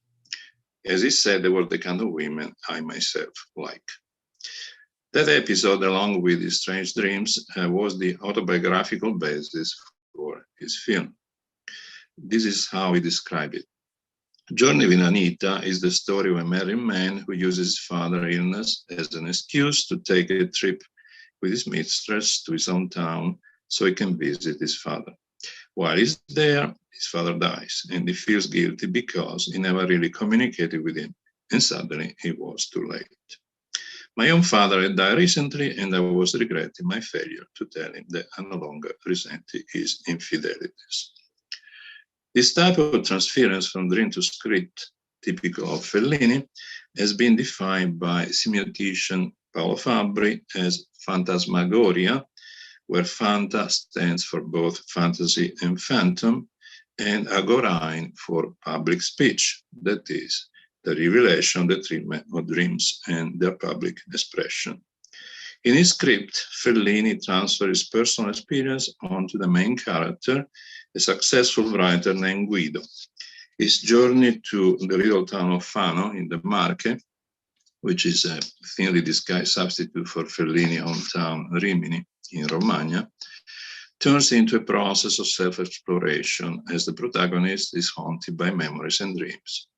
In Fellini's intentions, Guido's journey represents his nostalgic return to provincial life and his attempt to filter out his feelings. His mistress Anita is the opposite and complementary character.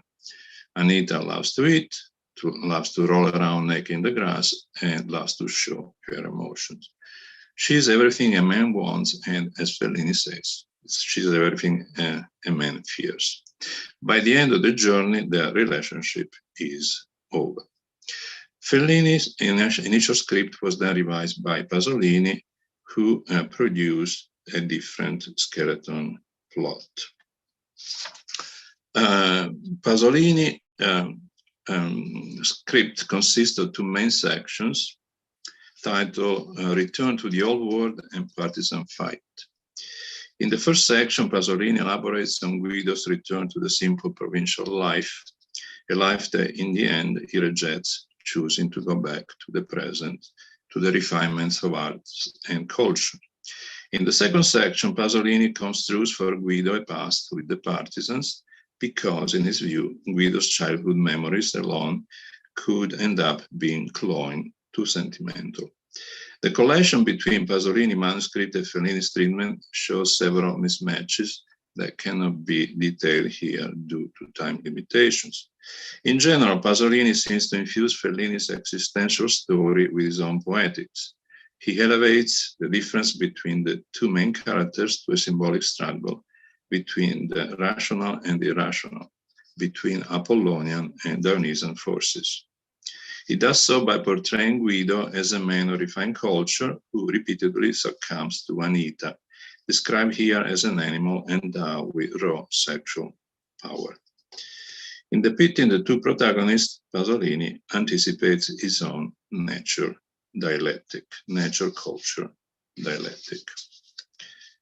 Now, in this context, Anita is a metaphorical image of the archaic that Pasolini will later identify with the rural world, with the slums, with the South. Pasolini's gravestone to Anita is on personal interest for the sacred in the ancient traditions, like those for St. John, in which Anita participates with naturalness. Also ascribable to Pasolini are many political and social references, such as Guido's encounter with an old friend from the resistance, his confrontation with the quarry workers who resent his class status, symbolized by Guido's luxurious car, he drives a Cadillac, and by his attractive young girl. Finally, ascribable to Pasolini is the lingering portrait of the peasants hardened by fatigue. In their final revision, however, Fellini and Pinelli amended Pasolini's literary material. They eliminated the deeper psychological description of the two main characters, such as references to Anita's sexual appetites and Guido's highly conflicted psyche. It is known that Fellini intended the shooting script as a starting point for new creation and last-minute improvisations dictated by his conscience. So it's not known what kind of film Fellini would have produced in the end.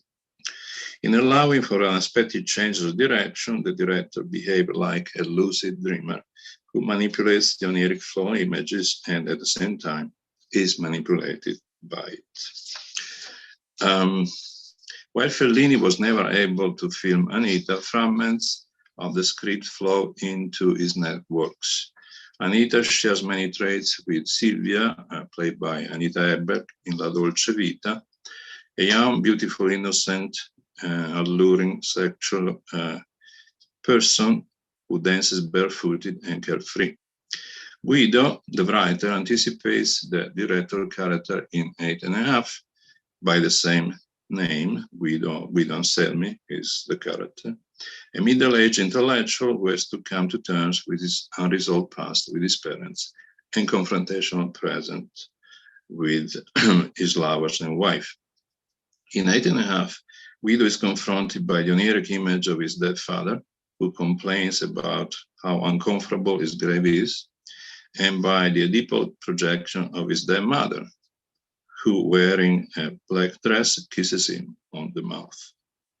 And then there are the childhood memories that animate Amarcord, for instance, the fabulous Gradiska, the woman with whom he had a fling in the semi-deserted cinema theater. The use of these fragments seemed to quench Fellini's urge to film Anita. After the screenplay was sold, Mario Monicelli directed it. They used two international stars of the time, Giancarlo Giannini and Goldie Hawn, playing Guido and Anita, respectively. Monicelli film bore so little resemblance to the original script that Fellini openly disowned it. So he was glad to receive the check, but he didn't watch the film, actually. So Monicelli's script modifications are so extensive that it made it not only unrecognizable, but also parodic of its Fellinian origin.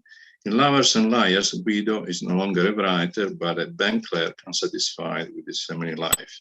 His travel companion is Anita Watson, an American young girl who Guido meets for the first time at the Rome apartment of his actual American mistress, named Jennifer.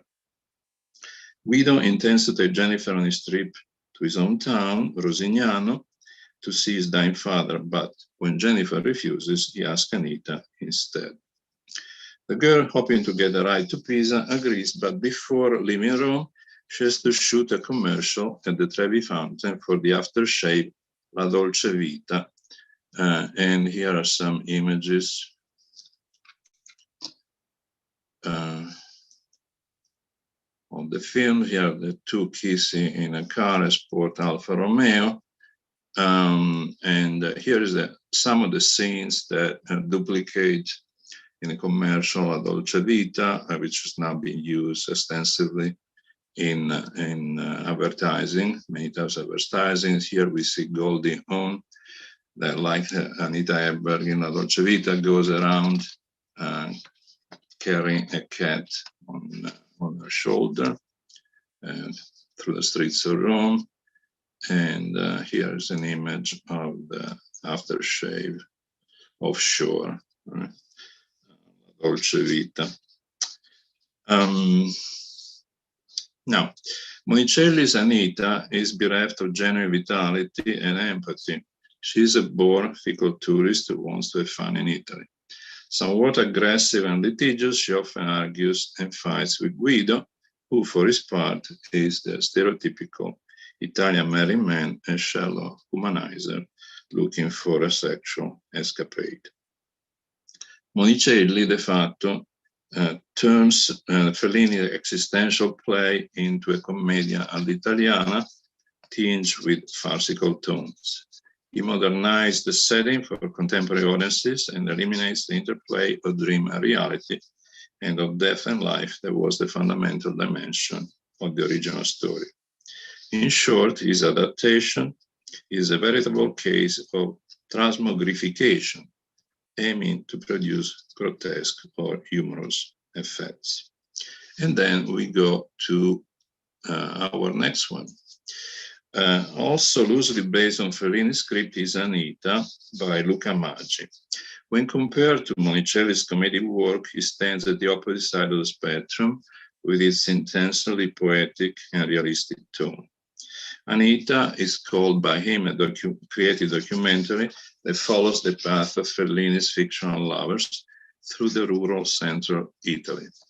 As Maggi recounts, he and his assistant retrace the journey of the fictional Guido and Anita.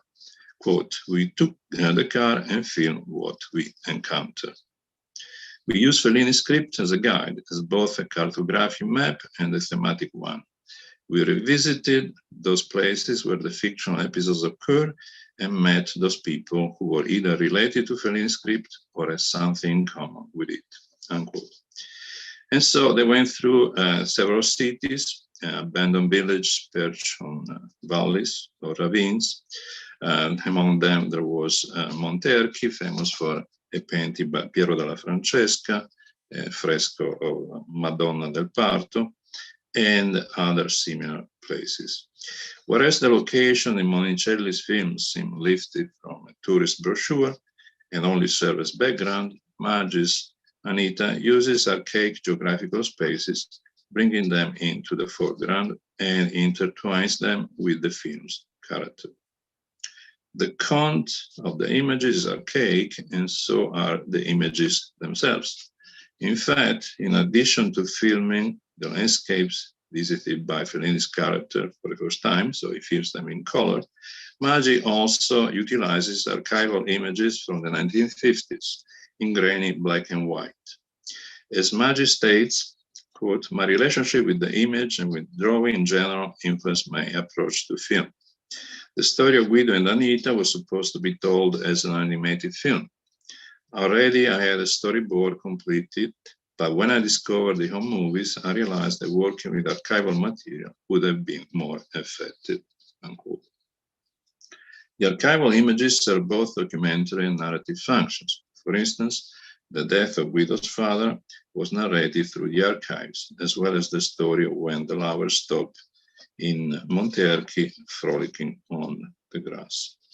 By weaving diverse images, new and old, real and fictional, Maggi created a unique documentary that moves in three separate, albeit related directions, which is in a way consonant with Fellini's intention. Fellini said there are three tenses: the past, the present, and the realm of fantasy. Maggi seems to concur. He states, quote, "At the core of my artistic research has always been the notion of time. What drew me to Anita was probably this very challenge, try to conjure up a story that belongs to the past, but has never been a story that is fictional, but is rooted in reality. I concentrated all my creative effort on this paradox in the attempt to create a work that combines documentary and artistic process." In short, Maggi engaged in a dialogic process between script and documentary. Through these intricate narrative and thematic intersections, his work is in tune with the evocative power inherent in Anita's original script. Now, here are some images taken from his Anita, and I don't know if you think there is time, I will try and play this 2-minute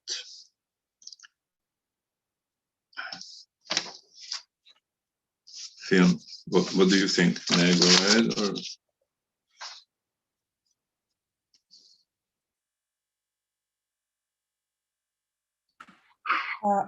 Mokadish, I think we can continue until the end for Giuseppe. Is it okay? Yes, for some more minutes until Giuseppe finishes. Yes. Okay. But the next panel, the people are already here, so as soon as we can finish, it would be perfect. Okay, thank you. Couple of minutes, then we have to leave. Yeah. Okay.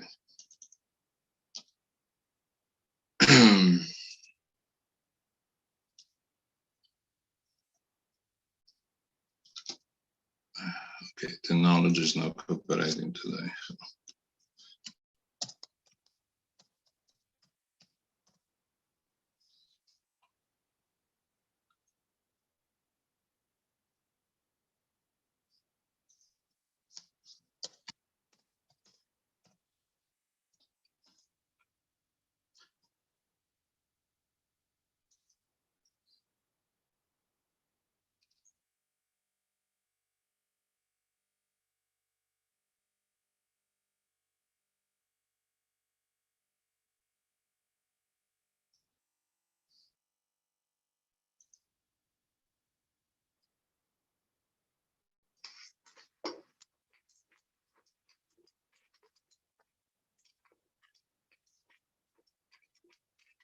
Are you able to see?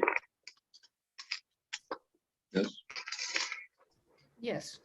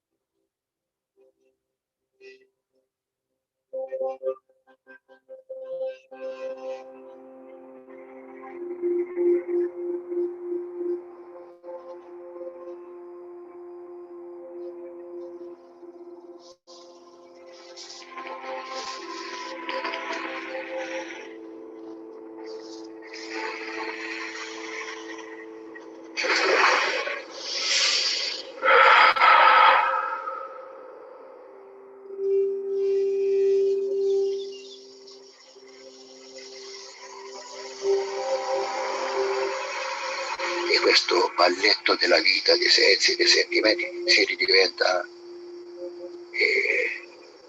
come un animale che corteggia un altro animale in calore uguale. Si diventa animale in fuga, in fuga. In fuga tutte più belle.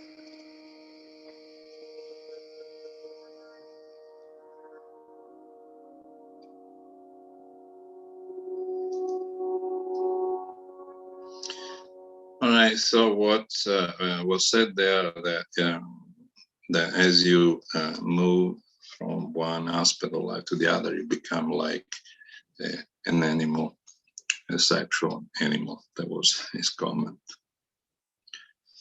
All right. So I try to shorten as much as possible.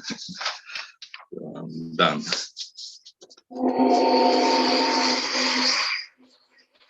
Thank you so much, Giuseppe, and apologies, I was not able to see your name on the list.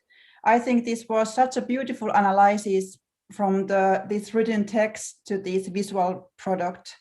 So thank you very much for these images are beautiful, and those metamorphoses now get a new meaning by your analysis. So it was really a pleasure to follow your presentation. Do we have quick comments for Giuseppe as well? Please. Any comments or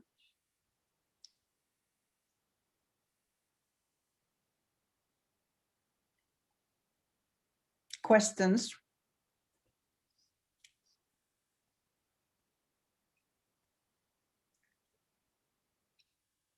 We can also email after the presentation because I think we have to finish now. Thank you all. Thank you for your patience. And we had some technical problems, but it still worked out quite well. And it was very interesting session. So I hope you all got a lot of new ideas and understandings from this. At least I got. So thank you so much. And thank you very much. Thank Marie. you, everyone. Thank you, all the others. Yeah. Thank you so much. Thank you. Thank Bye. you so much. Thank you. Bye. Bye. Thank you so much. Thank you for this successful panel. Bye.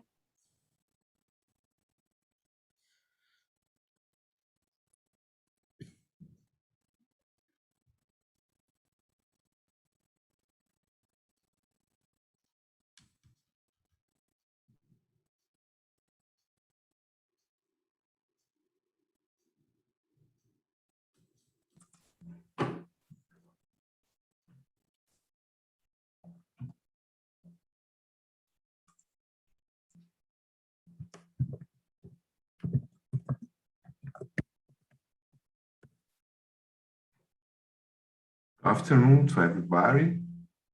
May I begin? Hello, Professor. Yes. Okay.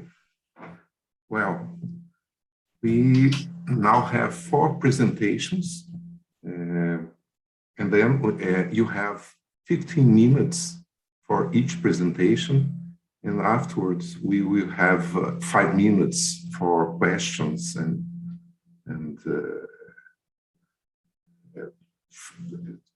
about doubts and so on.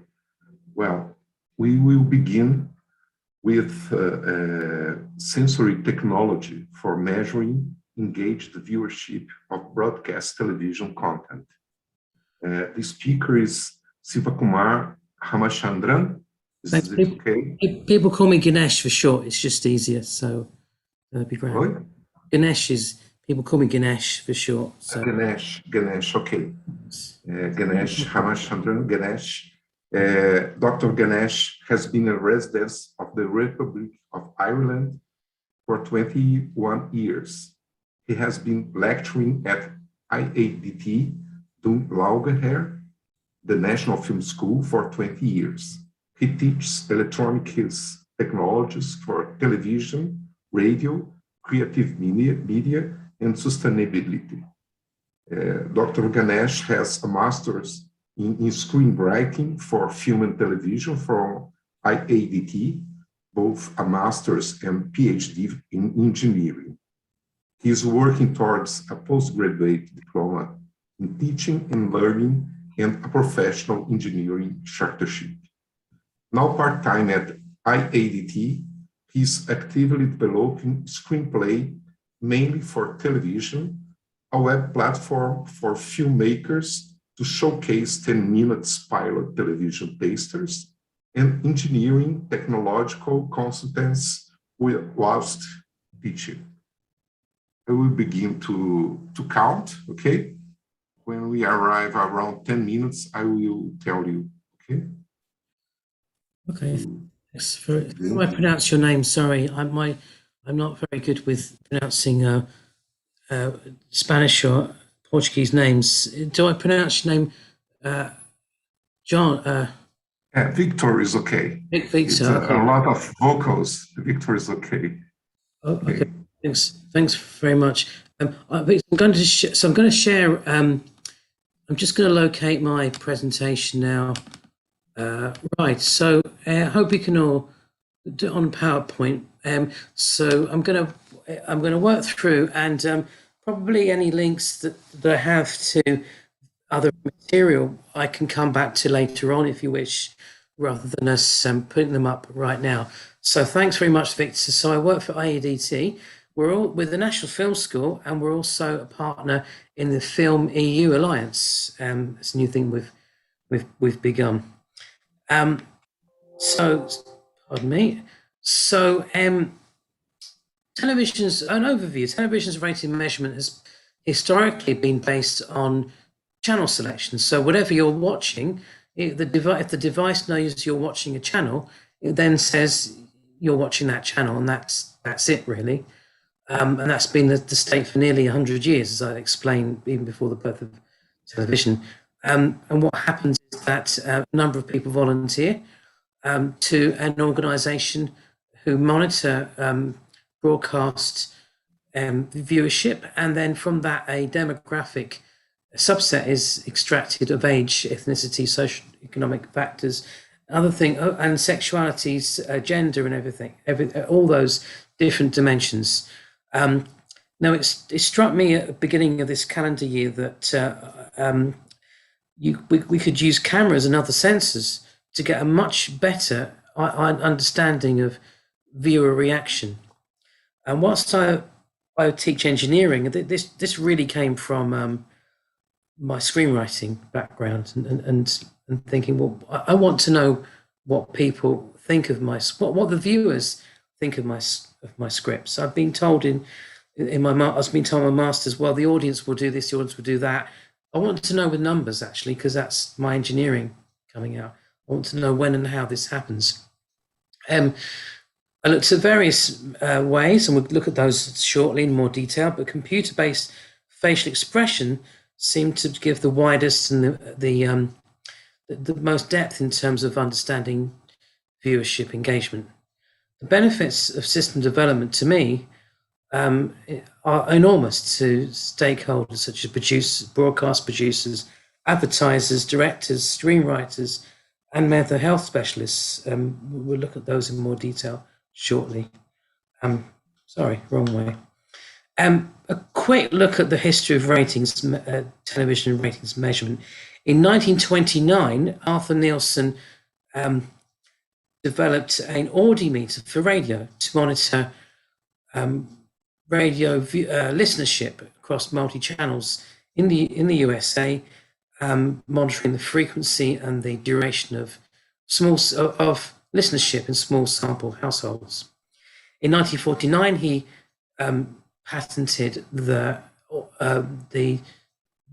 similar device for television, but again, it was to monitor the audio track, and that hasn't changed since that time. It's always been, and still is, the audio track that is monitored. Now, there's been a fascinating journey of computer technology, internet, and data mining, data visualization, you name it, it's happened in the last 100 years, of course, in technology in terms of what we can do with the data, but it's all based on the supposition of what people are supposedly watching. Are they really watching? That's something we still don't know.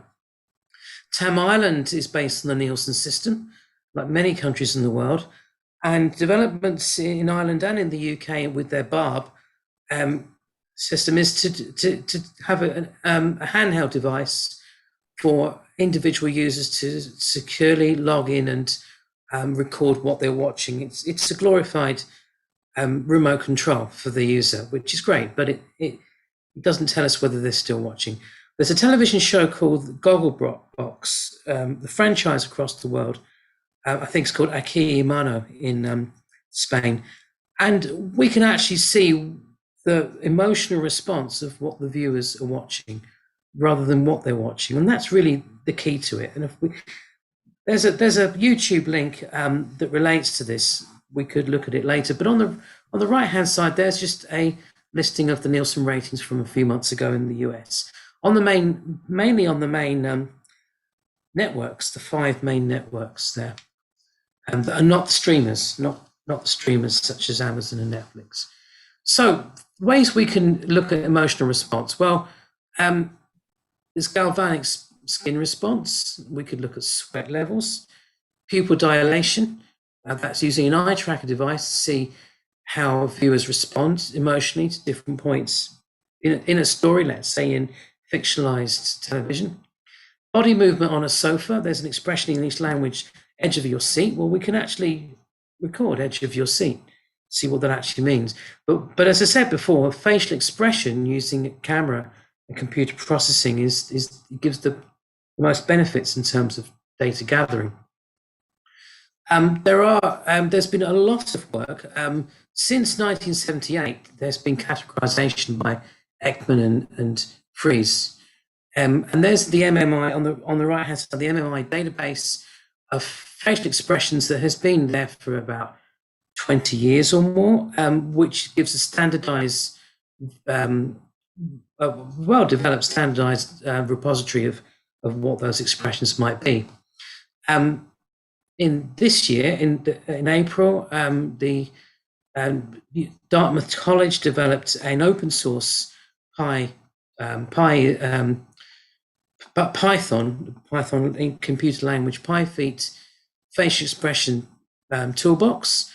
And as more techie person with one hat on like me, late last year, the Sri Shankaracharya Technical Campus in Bhilai, India, implemented this on a Pi 3 Plus such a system. The technology is there. I'm not a software engineer as such. I'd be more on a systems level with this, but it's quite complex. It's very complex in terms of libraries and Linux environments, but it can be done. There's not doubt, but there is a resistance to it from political with a small p. This is my prototype system. It's how it's shown. You're watching the TV. Something watches you, and it tells you whether it records funny, thrilling, interesting. T-Vision Insights is a system that actually does that in the States, but it uses it's for eyes on, and it's for advertising. There are many different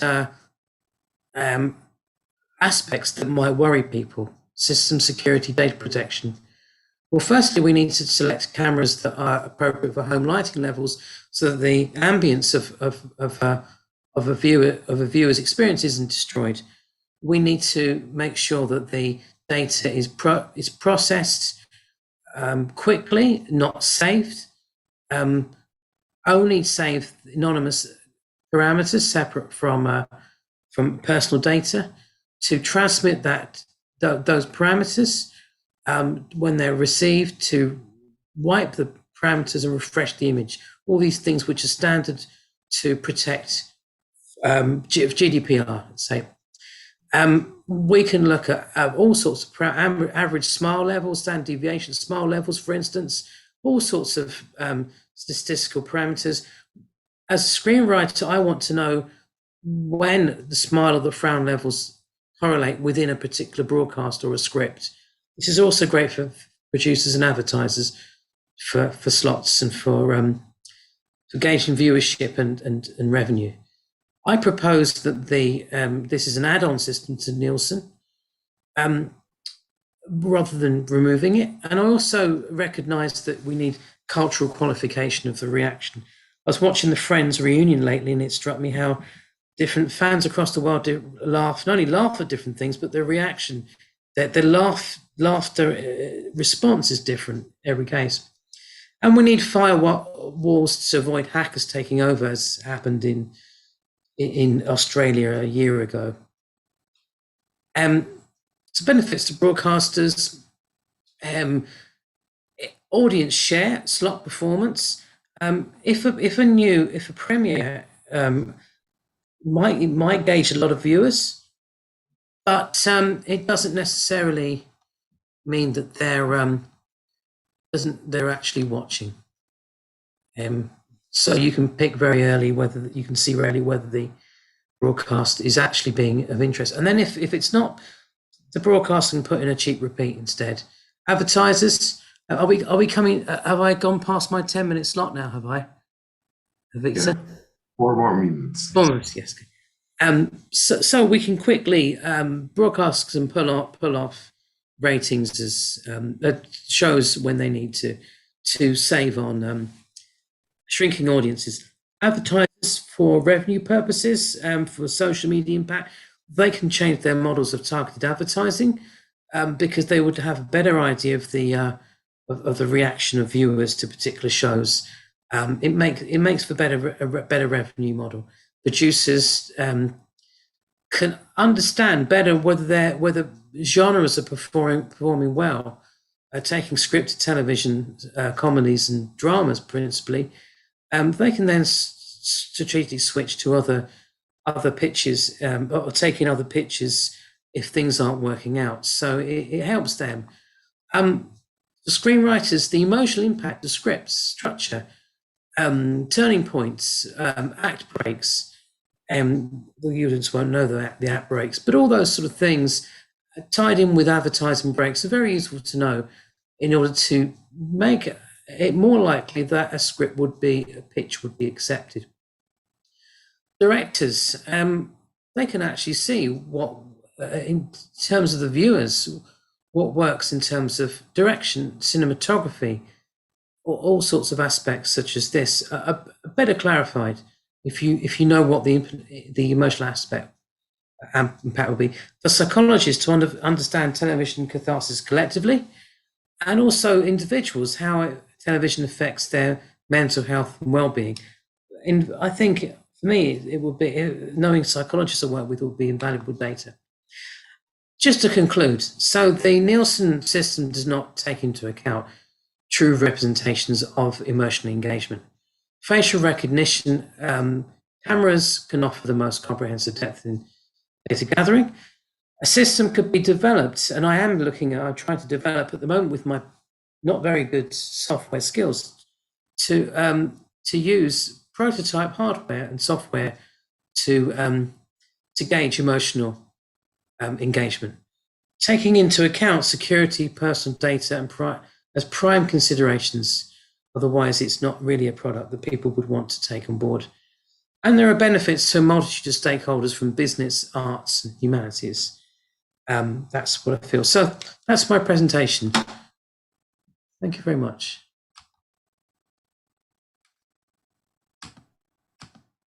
Thank you, Ganesh. Questions? Do you have questions?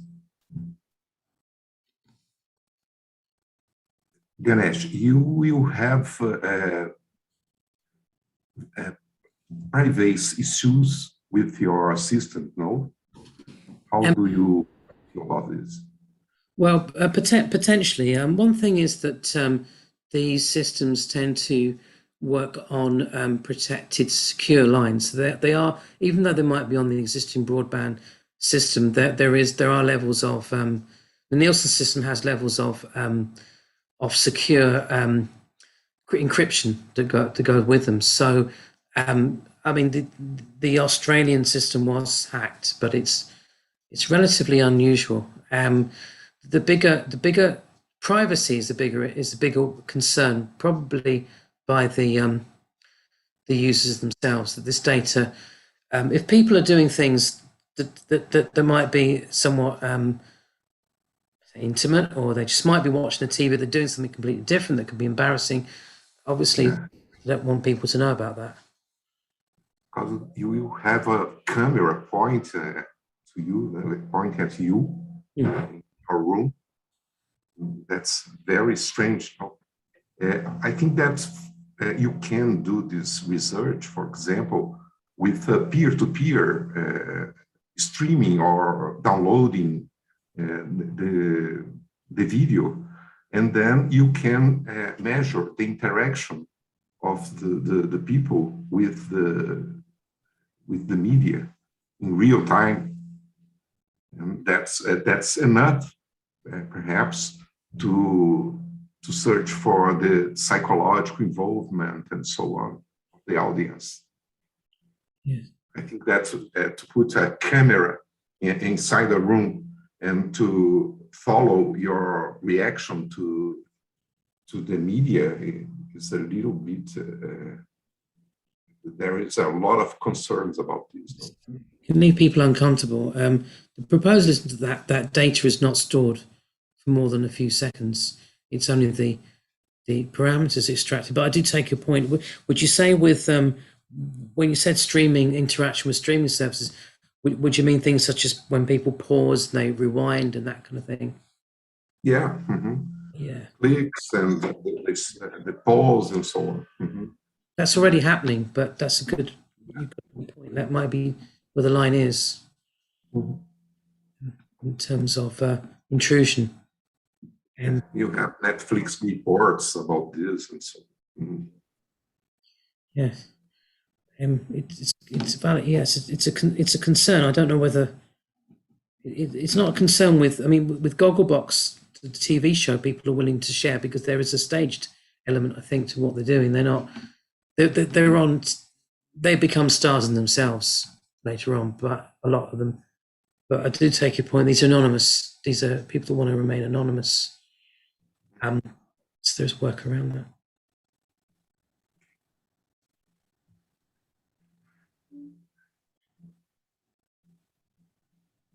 Questions? Any other questions?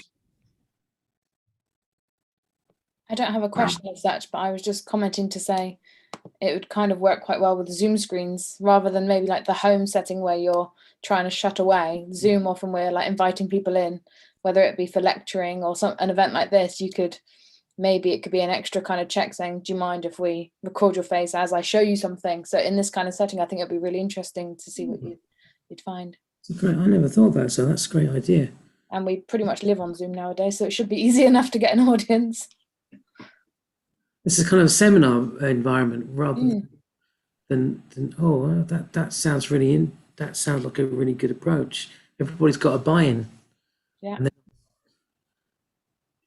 And they're set up ready on. They're not doing anything they might not want to be. I like that ideas. So thank you very much.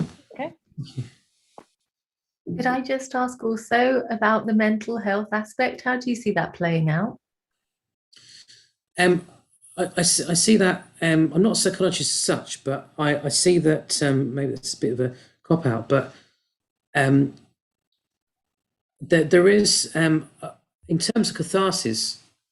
I wonder whether television itself or screenplay itself provides a catharsis or another world for people to explore their emotions or their problems. And I'm interested to know whether whether they feel a sense of relief at the end of the payoff of a screenplay in terms of their own life. And maybe if that was done in a very private setting and with a psychologist or a counsellor afterwards, looking at how that reflects on people's own lives, I would be interested to know. But also, as well as that, whether television evokes emotions that it shouldn't be doing it, whether it actually pushes people in the wrong direction at certain points in a broadcast, and whether facially people can tell more than might be by simply a counsellor observing what people are saying, but to actually see expressions on somebody's face.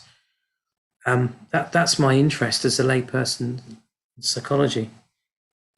Because it sounds like with Zoe's idea of the Zoom room, that you could have read-throughs or screenings, so you could and have that person in the room, or you could have people collectively deciding that they're going to feed back on what they've experienced with, that idea of, how something will have us on the edge of our seats, or how with a story, why a story won't let you go.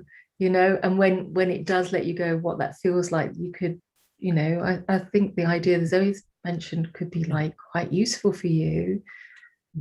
And also everybody there will be there wanting to collaborate with you and be as like honest or as open as they can be.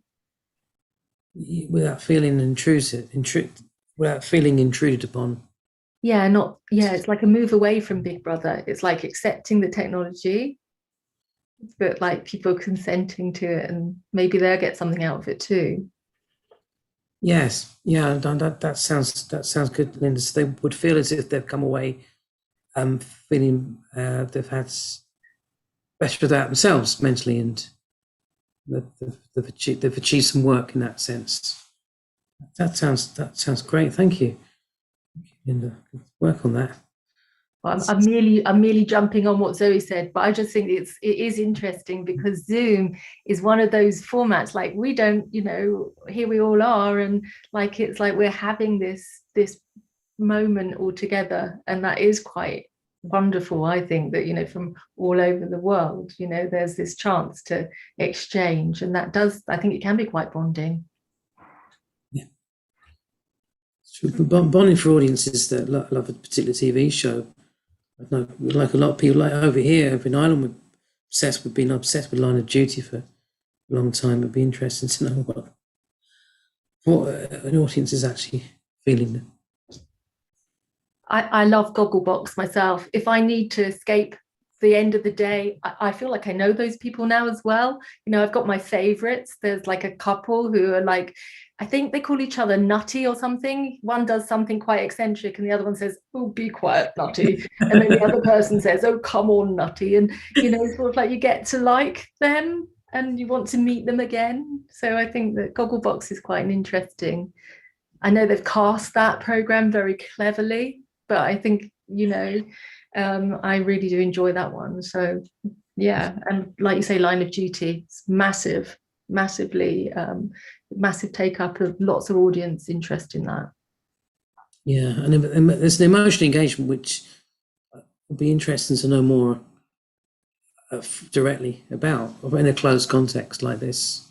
Would be nice. Without spoilers.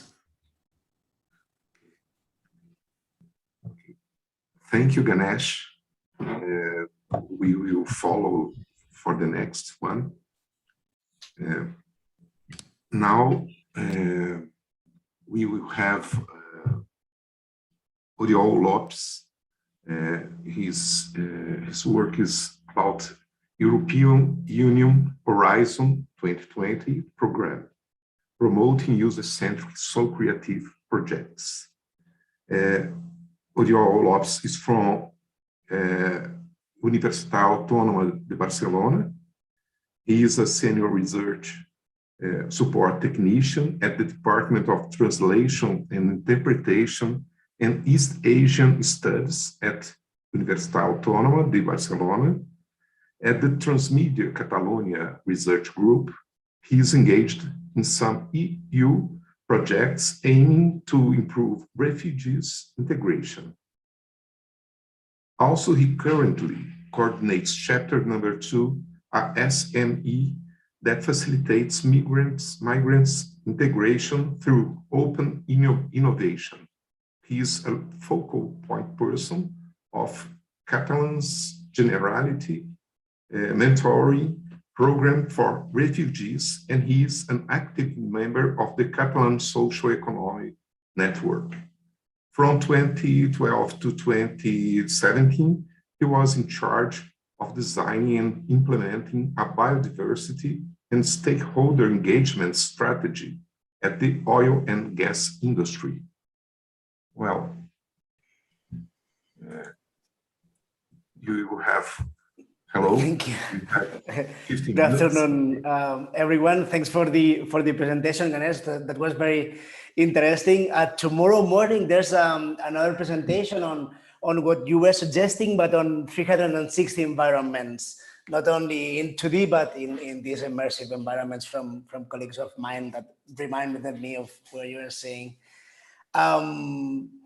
So let me share my screen. Can you please confirm you are seeing my screen? Yes. Yes. Okay. Then I'll start. If Joao, if you could tell me when I will be in 10 minutes, I will appreciate that. Okay. Okay, so good afternoon, everyone. My name is Oriol Lopez, as Joao presented me. And today I'm going to speak about how EU Horizon 2020 funding program has promoted user-centric co-creative projects. First, since I work at the translation department, I want to audio describe myself. I am 33 years old, white man, red haired, and I'm wearing glasses. This presentation will have 5 parts. First, I'm going to provide a brief introduction to H2020 framework. Then I will describe the 3 projects that I'm going to analyze: Rebuild, Traction, and So Close. Afterwards, I will explain how these projects have applied user-centered design and how these projects have approached artistic tools. Finally, I will provide some conclusions. So Horizon 2020 was the financial instrument implementing the Innovation Union Europe 2020 flagship initiative aimed at securing Europe's global competitiveness. Seen as a means to drive economic growth and create jobs, Horizon 2020 has had the political backing of Europe's leaders and the members of the European Parliament. They agreed that research is an investment in our future, and so put it at heart of the EU blueprint for a smart, sustainable, and inclusive growth and jobs. By coupling research and innovation, Horizon 2020 helped to achieve this with its emphasis on excellent science, industrial leadership, and tackling societal challenges. The goal was to ensure that Europe produces world-class science, removes barriers to innovation, and makes it easier for public and private sectors to work together in delivering innovation. This financial instrument ended in 2020, and Horizon Europe is the current research and innovation funding program until 2027. Today, I'm going to present 3 H2020 projects: Rebuild, Traction, and So Close. I will go in deeper detail, but briefly, Rebuild is a project, is an ICT-enabled integration facilitator and life rebuilding guidance. Traction project is an opera co-creation for social transformation, and So Close project aims at enhancing social cohesion through sharing the cultural heritage of forced migration. Rebuild, Traction, and So Close facilitate user-centric co-creative strategies to define their impact. And the 3 projects promote artistic tools to vertebrate their work plan in different manner. Now, I will be presenting how these 3 projects have applied user-centered design and how these projects have approached artistic tools. Let me first introduce user-centered design. For many years, user-centered design has been recognized as an approach that focuses on the needs of end users to guide the design of products, services, and systems. Rebuild approaches user-centric design to limit any possible gender imbalance. Given the fact that the project follows a user-centered design approach, Rebuild actively explores and considers possible gender differences in technology use, treatment adherence, and validation in order to make sure that tests provided are attractive and motivating to both genders. Rebuild will support individual differences, promote gender equality, gender-specific instruction, and evaluation. This will be done by identifying relevant factors or variables and identifying gender-specific market and product needs. Traction approaches user-centric design to emphasize user participation. Enhancing and building capacities in communities and organizations to self-define problems while choosing the most suitable strategies to act is emerging as a very essence of strategic design. Combining user-centric design with technology allows to enhance local communities in its node, providing additional possibilities for the building of relationships, identities, and new ways to foster social cohesion. It is important to improve local social ties and to promote interaction among people in local communities to achieve local cohesion. Technology, in this sense, is an effective tool to foster social cohesion and empower transformation. With this project, community dialogue, co-creation, and co-design processes in inner city Barcelona, a youth prison in Leiria, Portugal, and rural communities in Ireland will be empowered by an interactive toolset and a platform to exchange user-generated audio and visual content. So Close approaches user-centric design to pilot and validate tools. By following user-centric design, So Close will treat users, the refugees, and the target audiences from the local society as experts in their own experiences. So Close aims to deepen an equal collaboration between people affected by similar memories of forced displacement or migration. Moreover, the refugees and the receiving societies in Europe are attempting to resolve a particular challenge: how to overcome the negative memories of the past and to build a new cultural heritage based on tolerance and cooperation. The co-design process has three phases: the encounter, pilot, and validation. The encounter will be in person and will be facilitated by the specialists from the So Close participating institutions.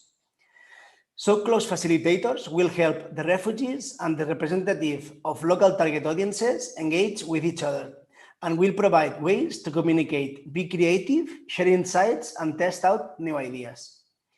These moderators will use established strategies such as create user personas, storyboards, and user journeys that chart the personal experiences to find shared futures.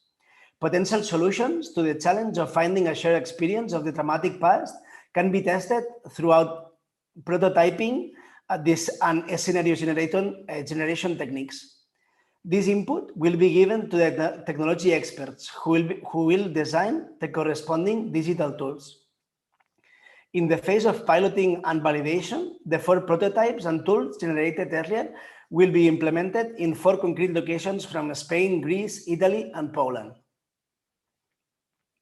Now, I am going to share how these co-creative projects, Reveal, Traction, and So Close, have approached artistic tools. Artistic tools vertebrate co-creative processes. Artistic tools and innovation work hand in hand throughout co-creative processes. Facilitators can use artistic tools for workshops, and projects can deliver artistic tools as outputs for their users. Also, artistic tools play a key role when interacting with participants at user-centric processes. The Reveal proposal addresses immigrant integration through the provision of a toolbox of ICT-based solutions that will improve both the management procedures of the local authorities and the life quality of migrants. Artistic tools are planned to be used for co-creation workshops. At Reveal, the design approach is user-centered and participated. Both target groups, refugees, and local public services providers were part of the user requirement analysis, and participants in 3 two-day co-creation workshops organized in the 3 main piloting countries, Italy, Spain, and Greece, were also chosen for being the access gate to Europe for main immigration routes. Opera uses all the visual and performing arts to create extraordinary worlds of passion and sensibility. With rising inequality and social exclusion, many see opera, if they think of it at all, as a symbolic of what is wrong in Europe today. Traction aims to change that, using opera as a path for social and cultural inclusion, making it once again a force for radical transformation.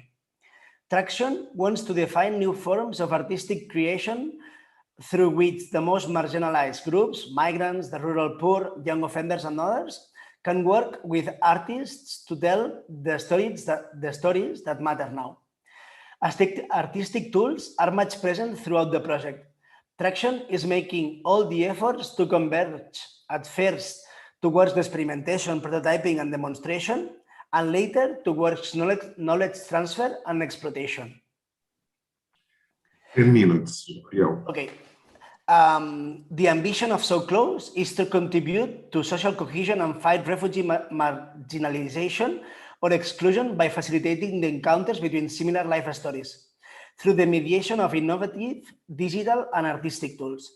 Based on theories of cultural heritage making, exposing the commonalities of past and present experiences, listening to the target group's needs through the development of a methodology template of co-creative design of replicable digital tools and cultural products.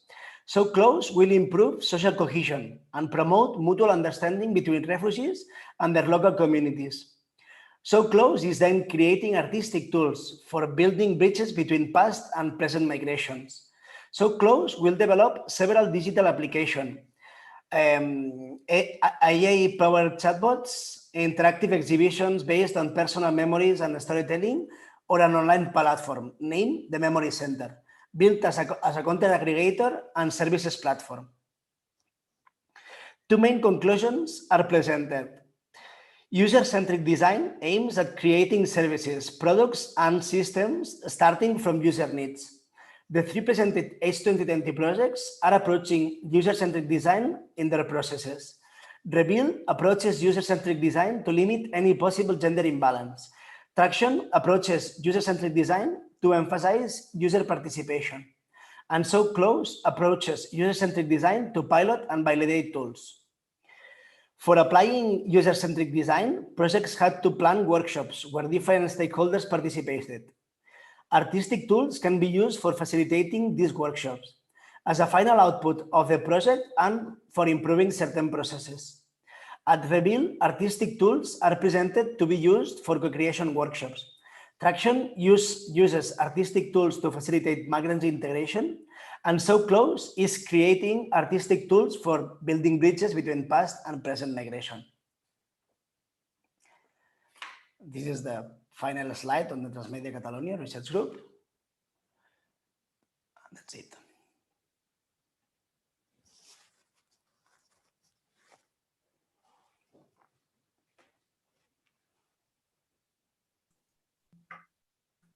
Thank you, Oriol. Questions?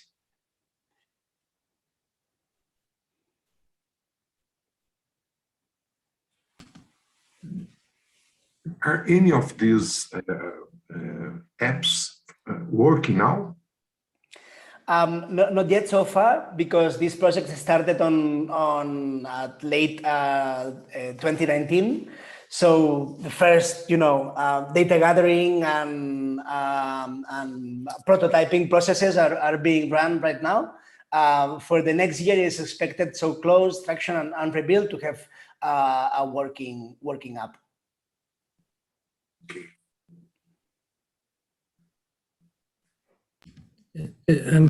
Oriol, there's a wide range of possibilities. It's amazing that the number of, just thinking through, I'm just thinking from a sort of a technology hardware point of view, as well as the apps and the software. So you'd be looking at maybe cameras and sensors and other types of input devices to capture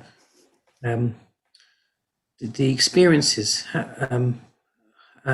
microphones, I guess, and just ambient. Would you be looking at VR and AR as well, and those kind of surround environments as well? Mm-hmm. Yeah, exactly. Mainly, Traction, that is the Opera project. They have created 360 opera content, where the people inside, the young people from inside the prison of Leiria in Portugal are kind of recording themselves and then sharing this content with their families in their countries of origin.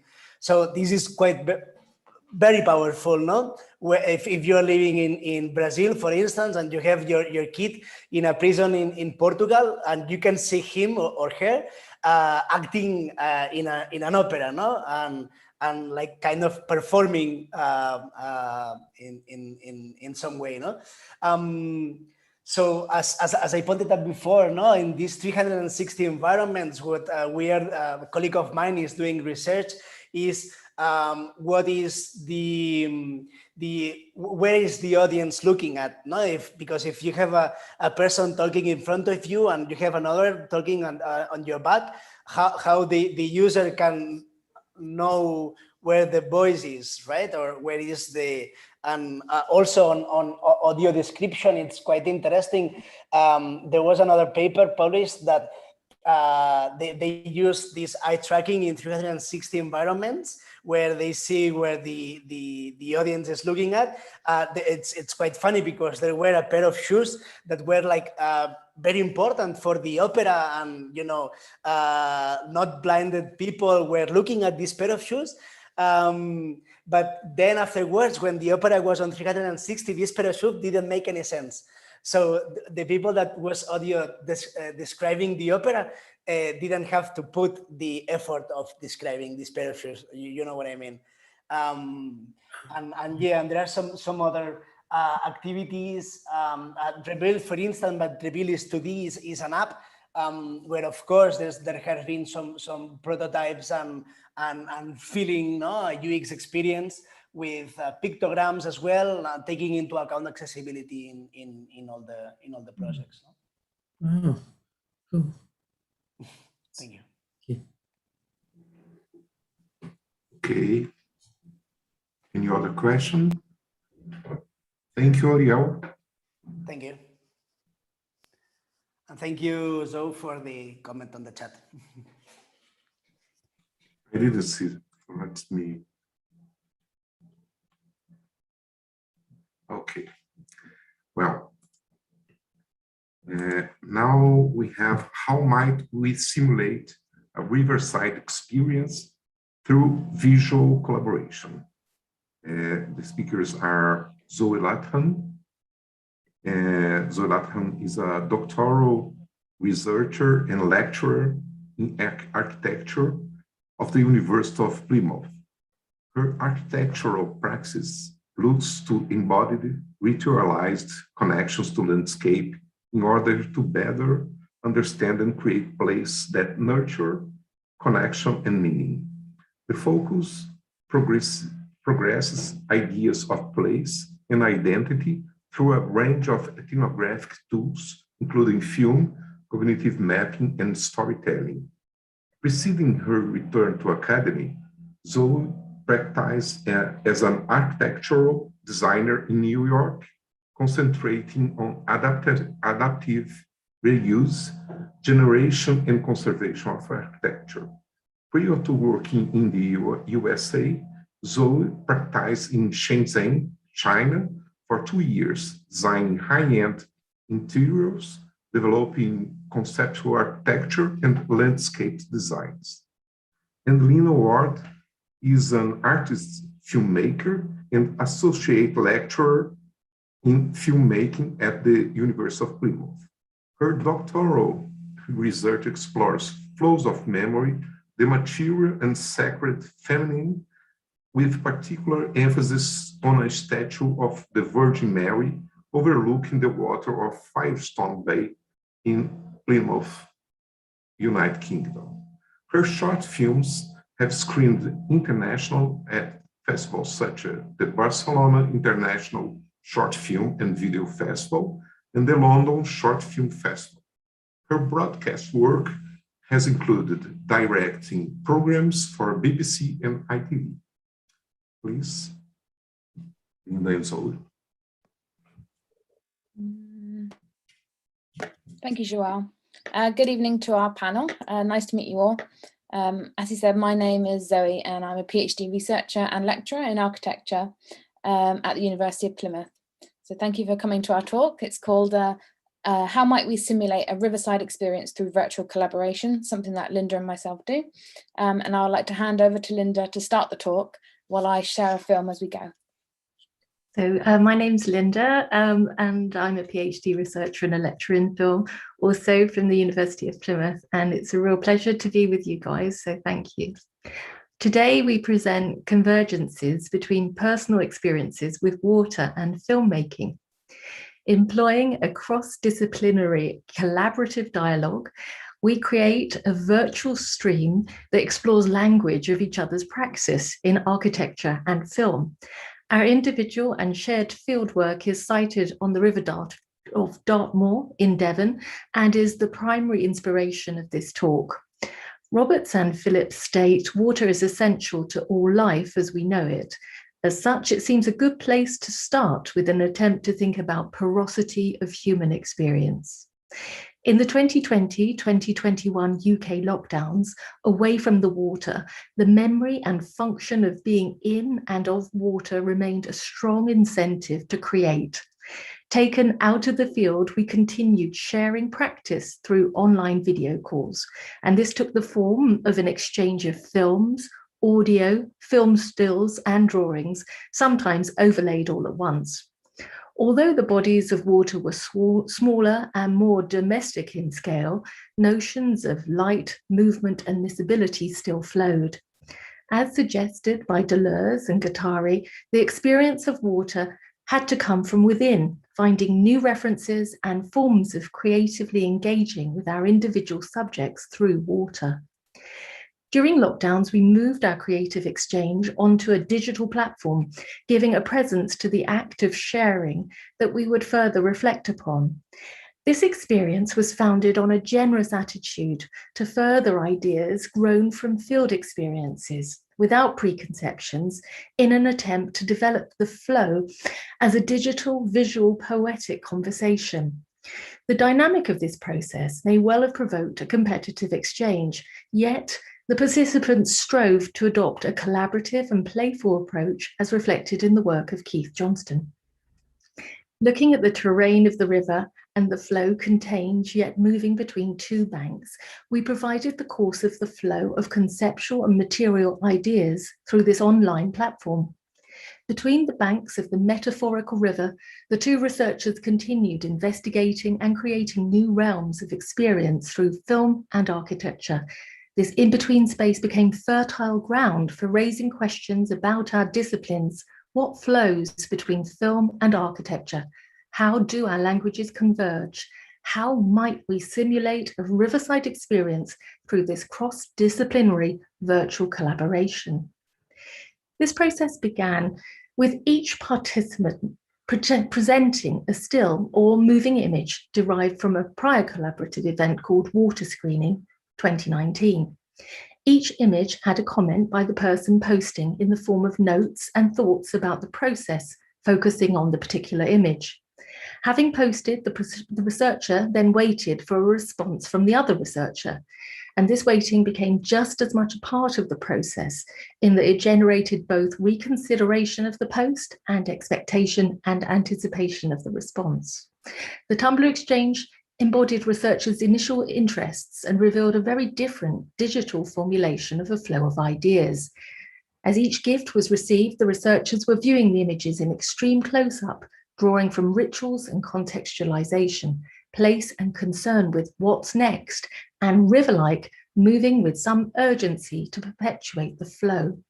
Our various embodied field experience shifted to focus on thought, fingers typing, employing basic digital filmic processes of overlay, dissolves, split screening, remediating the initial experience of the water. Embodiment shifted. Relating to Veronica Strang's notion of water existing through relation and meaning, Maurice Merleau-Ponty similarly remarks on the significance of experience and calls for adaptation in understanding shifting modes of existence. Existence is embodiment, that we only know the world through our experience of being embodied. But as this experience shifts, as it inevitably does, our methods for understanding that experience need to be adequate to that shifting. On the first post, the words light generation appeared, and this unconsciously works as a metaphor for the energy developed between us that might be unseen in the work, but was very much a part of the flow and the illumination felt. During the waiting time, each researcher was subject to their own imaginings as to how the conversation was progressing, but importantly, what the recipient might be thinking, what she might choose to present as the next step, what words, what image, what might she be seeing differently. Nemanis, Gerard, and Kerridge describe the process. We are constantly confronted by difference, the different rates, speeds, pathways, and bodily expressions that water takes on. This variability is then diffracted through vastly different ways in which water affects our different bodies, and we in turn affect the waters with which we live. We could even say that the water can only serve as a connector because it expresses or facilitates difference. Through the continued expressions of watery difference, bodies proliferate and transform, always seeking out new expressions of water embodiment. As we put forward our contributions to the digital dialogue, the method naturally embodied the ideas of Marshall McLuhan when he states, "The reader is the content of any poem or of the language she employs, and in order to use any of these forms, she must put them on." The notion of difference here relates to the practice of each researcher. Linda has a disposition to film at very close quarters, with a deep scrutiny of subjects, using extreme close shots, moving across subjects to reveal details of landscape within landscapes, obscuring and revealing visions within her shots. Her work is handheld and subject to remediation across digital and analog technologies. I approach filmic explorations from a cartographic background, layering planned views of a journey with personal memories and sequential photographs. I often use split screens to intimate the collision and difference of spaces within the composition. In putting on one another's methodological processes, the remediation of images and the processes of palimpsest became shared. With new ways of looking to the water, the dialogue progressed with each contribution being pushed and informed by the previous one, simultaneously reaching forward for a response from the other. Visual and textual forms developed in the dialogue, still and moving images and plays on sound honed in on theoretical ideas of interest, of embodiment, sensing, refilming, and emergence. These became the substance of the ensuing single-screen video. Fink describes this as, in the creativity of pure play, a person experiences himself as the playmate, in the play of the world. Playing, he dwells in the play of building and destroying, the joining and the separating, the letting be and the annihilating of the world. In this sense of engagement, even excitement was generated, a form of participatory energy that grew through the process of production that was a welcome and stark contrast to the emerging online modes of research and teaching that had become very monological in the lockdown. This is the 5-minute film Digital River 2021 we made, and it will play out in full now as we continue to discuss the Digital River and its process of creation. The containment of ideas by the Tumblr exchange formed a digital flow of words, moving images and stills akin perhaps to the aesthetic properties of water itself. This holistic view gave us an opportunity to review and analyze the process of transformation that took place in the work we made online. Considered now something new, a narrative where one another's work reformulates the other, becoming miscible through the element of water, mixing into a new kind of homogeneous solution, each offering an extension of the previous gift. The dialogue arrives at a place of informed spontaneity, a mutual appreciation and aesthetic, combined insight and intuition. The process involves risk, the courage to embrace failure, to unmake and to remake, combined with the lightness of play. The use of narrative allowed articulation of semi-formed concepts that we at our fingertips were awaiting activation, acknowledging these experiences as more than conceptual fantasy or metaphor, but as imaginative interventions. Fusing together individual experiences and ways of producing film, syncretic assemblages of knowledge allow understanding of the ways in which our bodily matter is implicated in a world that cannot be adequately grasped through one mode of inquiry alone. Realizing the short textual comments in the Tumblr feed may have been perceived as definitive, we sought to find another means for opening out the discussion in relation to the screen. Using the movement of scrolling through the page, the editing of a single continuous shot from the River Meavy, which was also in Dartmoor, the unruly quality of motion and water worked to undo the fixity of the text, and thereby new places of discussion were opened in the piece, Digital River 2021. This process of exploration aligns with Tarkovsky's view of the work of cinema. It is only a question of searching each time, searching out afresh the path, the channel to be followed. Time and light are common considerations of the filmmaker and the architect, as is movement in the encounter with geographical space and filmed space. Erika Balsams writes, unlike any medium before it, film promised to capture traces of the world in time, registering moments and movements. In explaining phenomenology, Bortov says, I stood on a bridge looking downstream at the river flowing away from me. For some reason, this made me feel uneasy, and I crossed to the other side to look at the river flowing towards me. This felt better, and I spent some time there looking upstream. I began to be drawn into the experience of looking, plunging with my eyes into the water flowing towards me. When I closed my eyes, I sensed the river streaming through me. And when I opened them again, I found that I was experiencing the river flowing towards me outwardly and through me inwardly at the same time. Through the evolving digital communication process, the phenomena of being on the bank, swimming and casting lines in the river, and observing the action of water with cameras evolves into a flow of phenomena on the screen. In Digital River 2021, the river can offer an elemental summons to slip in, to be submerged. A river has a destination, and there is something about the certainty with which it travels that makes it soothing. As Salman Rushdie points out, a softening of the boundary between the world and the self takes place in artistic experience. Literature is made at the boundary between self and the world, and during the creative act, this borderline softens, turns penetrable, and allows the world to flow into the artist, and the artist flow into the world. The idea of a digital river is somehow boundless, with ideas, methods, and imagery flowing in and out of the real, imaginary, digital, and material world.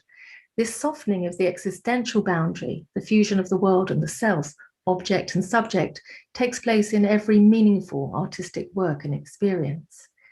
In the pursuit of mutual research development, we've sought to continue working together on our local waters. Having become displaced from this physical engagement due to lockdown restrictions, we questioned whether we could simulate a riverside experience through virtual collaboration. The Digital River 2021 emerged as a freeing and creative space, whereby we've been able to continue and further develop forms of reflexive praxis, evolving one's own sense of being, understanding of place, and embodied phenomena through dialogue with each other. Through this form of communication, the project progressed ideas connected by water and layers of remediation became more miscible, but also colloidal together with separate in the unfixed, open form of the Digital River 2021. Tristan Gooley notes that in the slowest patches of the river, where the water almost comes to a halt, the very finest silt is deposited. As the river loosens, it transports layers of sediment along its course. The elements of form and the idea of a digital river tease out and imply possible meanings, some to be carried forward and others to sink to the riverbed. Lang writes, there is a mystery about rivers that draw us to them, for they rise in hidden places and travel by routes that are not always tomorrow where they might be today. Having conveyed something of our process and its trajectory so far, we have tested digital formats or streams to further expand ideas of digital flow and embodiment through communication. Noting McLuhan's emphasis on the viewer as co-creator, we wait to find the river's reach, and this is where hopefully you're invited to get involved to amplify and change the course of the river whichever way you wish. We would love to open this process up and invite you to submit some words or imagery to our ongoing flow of the river. And I'll just kind of change my screen share to this Tumblr blog that we've been talking about that is in full flow. We would love, I know we're not all rivery people here, but if you had any images or thoughts based on the talk we've delivered, it would be great if you could kind of share it into our blog at some point. The only thing to note is that you select what format that might be. You have to put in your name, email, and then check these 3 boxes, and we can kind of receive it and share it on our page. Thank you so much for listening to our talk, and we really welcome any images, inputs, or questions. Yeah. Thank you. Thank you, Linda and Zoe. Any questions, comments from the audience?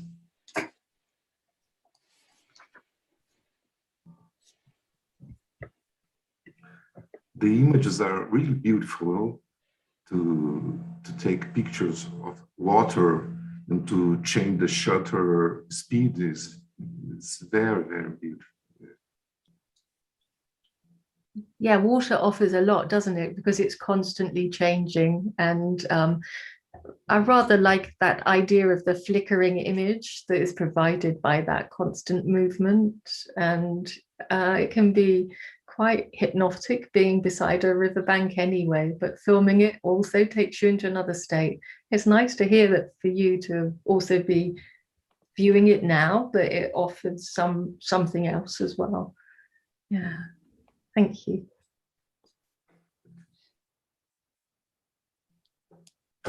Well, Just wanted to ask, actually, it was very, it was very, I think we all felt it's very stimulating, very hypnotic, and also quite opened up creative pathways up here that you don't recognize, that actually you think they exist conceptually or metaconceptually, but there it is. It's in the river. It's the flow and it's the change. It's the diversion. It's the sort of, it's like the flow of ideas. And but I wanted to ask you just about the post production. Was there much in terms of grading and contrast and matching that you and speed that you had to do, or was it more about choosing the very, very, very careful understanding of the emotions and choosing of the setting, or was it a combination of both? I think it's a combination, really, and as we've both kind of dabbled with it, so we don't actually know what the other did. We hinted at, and maybe we tried to grasp it and do our own version of. So we've never actually articulated the exact edits that we did on the film, but some of it was very thought through, and the film that we actually played in the background, Linda put together in line with the talk, which I think is probably more what you're referencing to. So I'll let Linda. Well, just to talk about the film Digital River, how Zoe and I did it, one day she said to me, hey, okay, let's go onto this platform called Tumblr.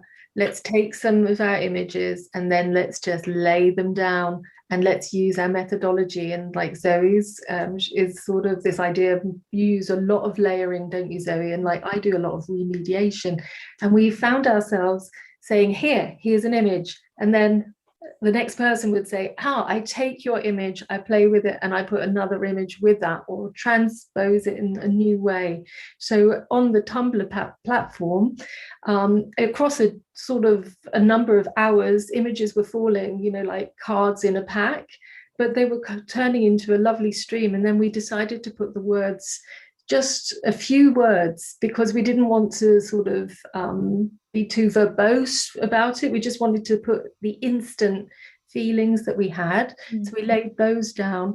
And as it sort of emerged, we decided in the end to add some color.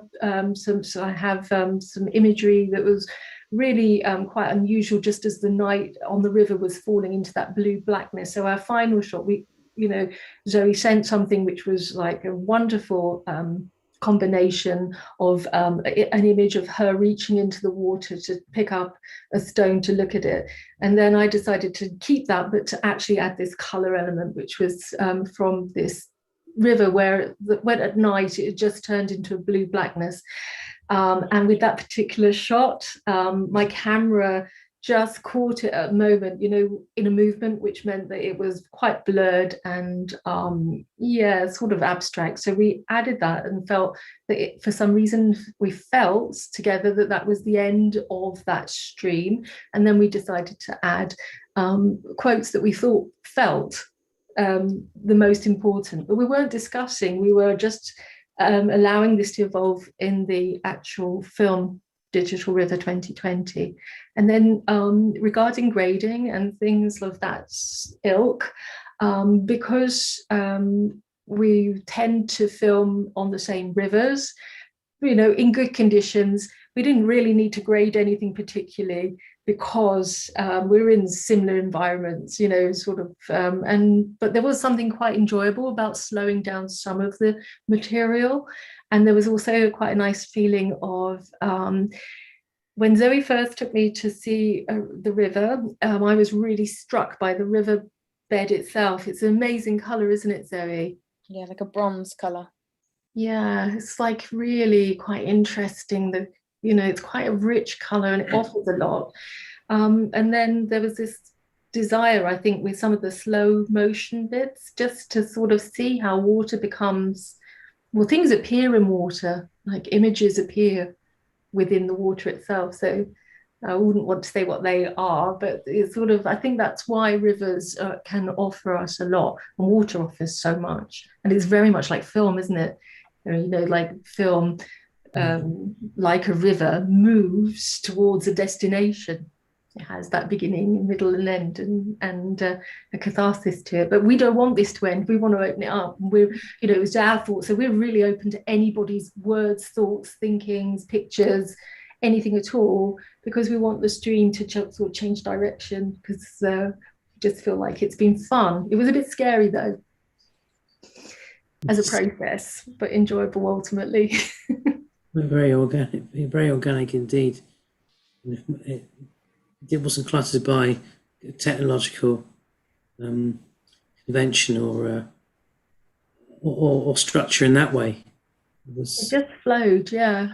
Just let it flow. And we also didn't have very much. I think not having a lot of time, I think that can help. That can help with making the decision to be to do what you can.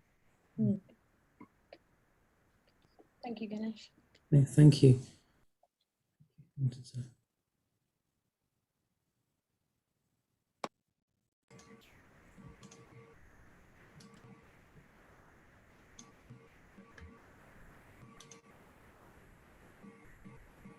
Oh, you're still muted, Joao. Sorry.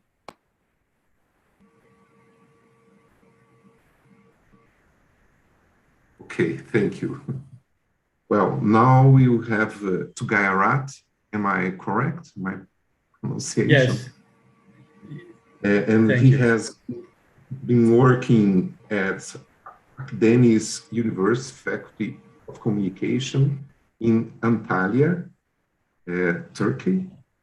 And his department is radio, television, and cinema.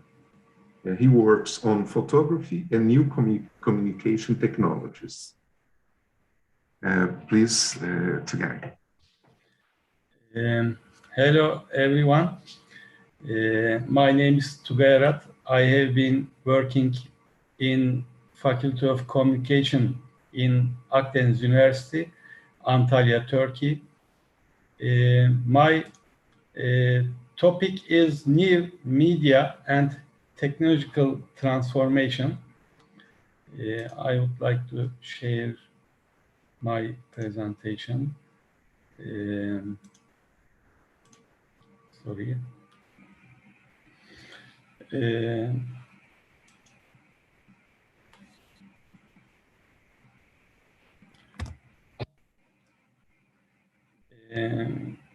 Can you see my presentation? Yes. Okay. Okay. Information and communication technologies are developing in a dizzying way today. In this way, access to information is facilitated more easily, and interpersonal communication and mass communication are provided more easily. The functions of the media, which continued with traditional mass media, such as television, radio, and newspaper until recently, have gained very different expansions thanks to the developments in communication, telecommunications, and computer technologies. Internet and computer technology has created the new term, new media, by transforming the media into an important communication tool and place. Nowadays, new media technologies such as computers, smartphones, and tablets have enabled the digitalization of media. With digitalizations, newspaper, movies, televisions, and radio broadcasting have been transferred to the digital environment via the internet. This situation has caused major transformations in the production, distribution, and display process. I would like to pass to research articles research,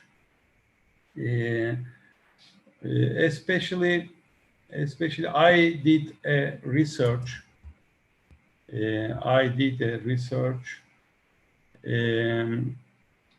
Determine the effect of digital transformation on the audience. I would like to present to you the change in television series and cinema watching habits among young people. The study, which is qualitative research, has a descriptive and explanatory structure. It is the subject of the study to reveal the television, TV series, and movie watching behaviors of the students in detail. The universe of this study is Akdeniz University Faculty of Communication students, which is approximately 900 people. Because the university is very large, 90 samples were taken from the universe. Communication students only we took only communication students, and questionnaire technique was used to collect and analyze data in the research, and questions were prepared by me, and validity was ensured, and their reliability was tested. Cronbach alpha calculated, and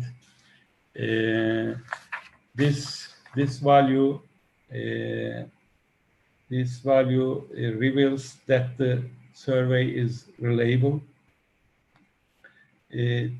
Table 2 shows gender about participants. 67% of the students are women and 32% are men. Table 3 shows departments.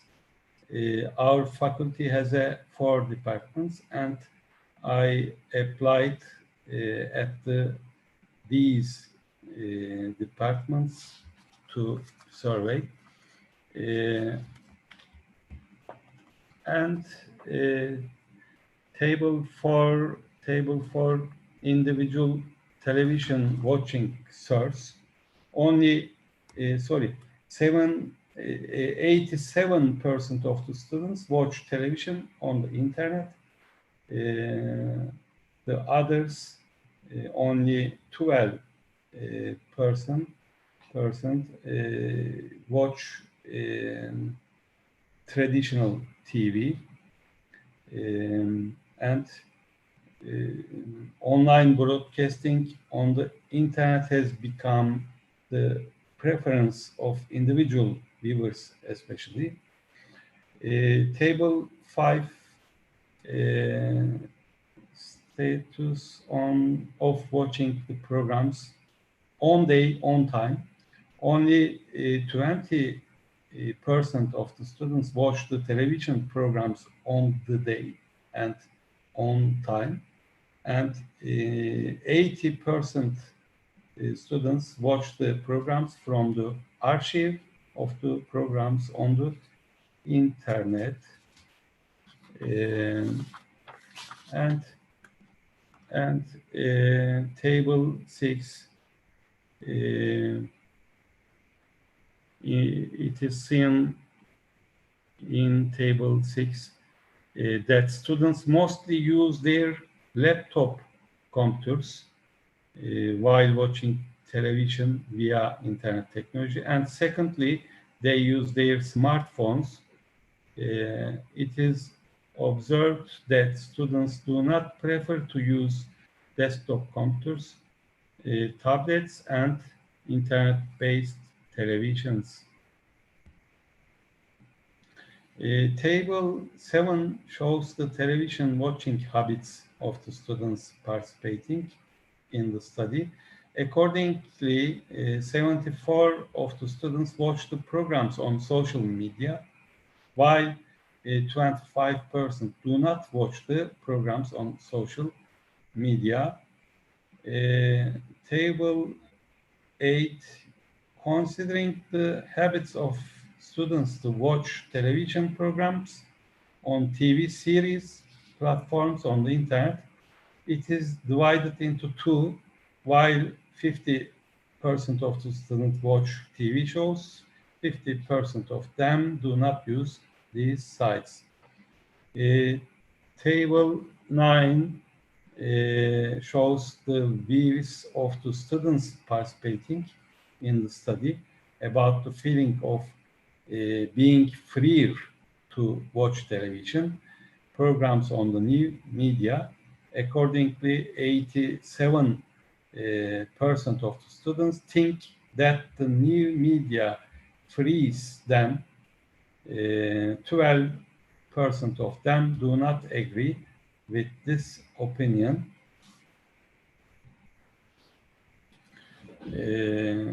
Table 10, platform used to watch movies.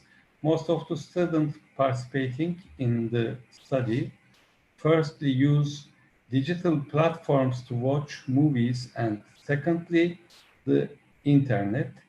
The very low rate of watching the movie in the cinema can be explained by the fact that the cinemas were closed due to the COVID virus at the time of the research. And then table 11, the students were asked how important the elements in table 11 were while watching a movie. According to this, watching movies without advertisements was seen as the first important factor. Secondly, to be able to continue the movie from where you left off. Thirdly, to watch movies with high image quality. And fourthly, to be domestic or foreign was seen as an important factor. Table 12, membership to digital platforms. Table 14. Yes, we can see Netflix seems to be the leader among these platforms. And on the digital platform used by the students participating in the study, the most TV series, secondly film, thirdly documentary, and fourthly animation are watched. It also seen from the result of the research that recently shot TV series connect people to the screen. And then I researched differences. Independent samples t-test analysis was performed to determine whether the important factors while watching the movie differ according to gender, but there is no difference between gender and the attitudes. And the same result, one-way ANOVA test was applied, but I didn't no differences between students' department and attitude. My research is finished. I would like to pass a conclusion.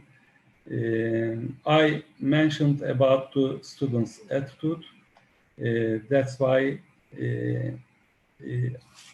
in a very short period of time, general habits have changed, and the view of the young people towards mass media, such as newspaper, magazine, television, cinema, and radio, which we define as traditional media, has shifted to different dimension.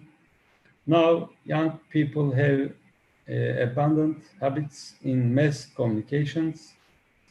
This situation has brought about a great change. It is a matter of curiosity how new developments will affect viewing in the future. Thank you very much for listening.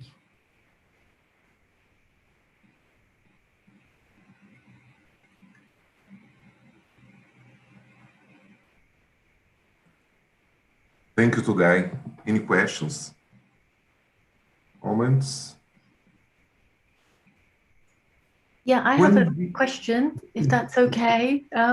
Do you think it's because it's become a more democratic process that the students feel more able to watch, on these social media platforms? Do you think there's more of a sense of an ownership as well? Young people, especially university students, watch internet platform, especially from internet. This frequency and percent is 89%. The students watch from internet, series sites, and internet TV, IP TV. Do you think traditional broadcasters should be very worried? Sorry, please repeat again. Do you think traditional media broadcasters, television, should be very worried? Mm-hmm. In the future, I think traditional media will be finished. Internet platform is very common, will be common, and new generation use very well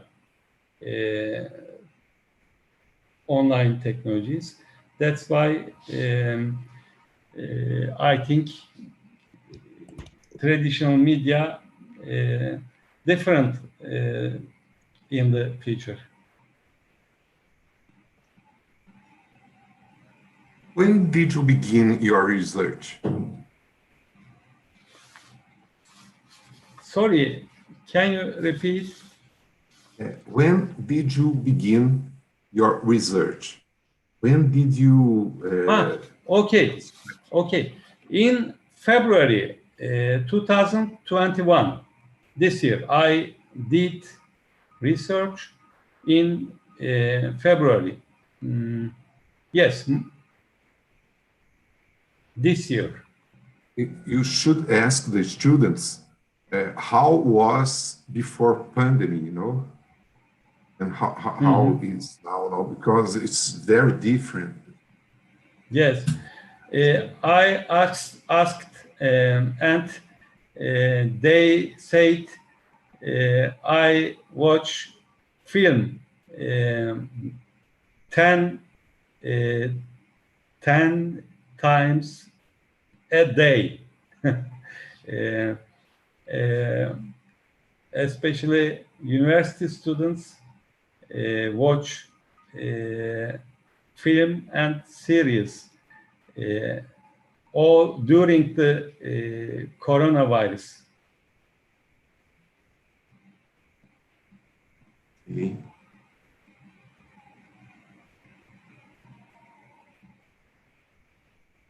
Any more questions? Another question? Just to make a comment, it's interesting that the students did not want to have adverts. That was a clear indication. No adverts during the movie or the TV series, and that they were willing to pay subscription. That money wasn't a major issue. It changes the dynamic, I think, of understanding of television advertising and broadcast advertising when in this way, and advertisers would need to look for other ways to well, they already have other ways to advertise over the internet with pop-ups, etc. But it does affect even more or change the way advertising would have to be done.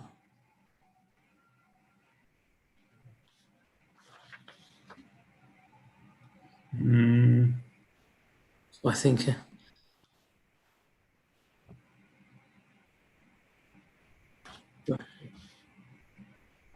It is interesting to think that, younger people have found that this is, I'd be interested because I'm not sure it's just younger people. I think there's been a massive move to watching streamers. Netflix has really dominated the market. And just thinking about going back to Gogglebox, if you watch Gogglebox on the UK Channel 4 platform, you can choose to watch that with adverts or without adverts, but there's also an advert that's played constantly on Channel 4 in between Gogglebox, which is of a couple in bed with their laptop, on the guy's chest, and it falls off. It seems that the change has gone hand in hand with the technology, the streaming service plus our laptops. They seem to be quite a good marriage.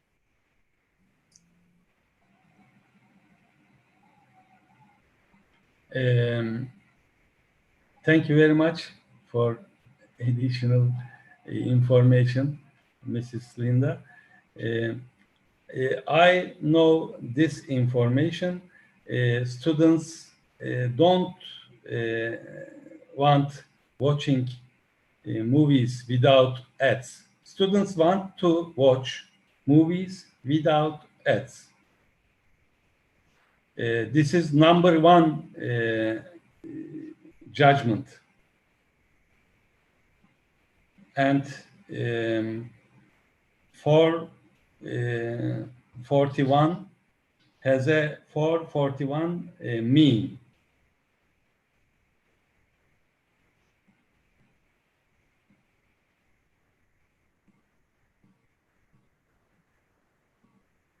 And the other thing that they didn't want, they really don't want the adverts, and they want to be able to continue where they left off. So it's really on demand. They want their imagery and it's at their convenience. They have the control of when they see the imagery and the films. I mean, I think it's true. I also would like to have those things. I was just thinking, I watch quite a lot of stuff on YouTube now, and there's so many adverts, it's almost unbearable. And if there was this technology that Ganesh was talking about, you would see my distress every time an advert comes on. Yeah. Mm-hmm. Like YouTube, for example. Yeah. Okay, very interesting. The results are very interesting, but I would like to know how we will go with without pandemic. You know? The CEO of Netflix said around 2013 that broadcast television would be finished around 2020. You know? That's not true. Anyway, we are in the middle of a changing paradigm. You know? We don't know how the things will work well, with artificial intelligence and quantum computing. You know, will be another world. You know? Anyway. I thought it was heartening to see that students still wanted to watch films in a cinema. Mm-hmm. That would still be something that they would be willing to physically be in a cinema space, having a communal experience with a big screen in a dark place. Mm-hmm. I thought that's interesting as well, that, you know, they would make an effort to see a film. Yes. I hope so, anyway. I was just going to say that although I think there are differences around from what I know of just having a look, not in the same depth as today, but there are differences in the way that internet platforms are, how they exist, or their terminology across the world.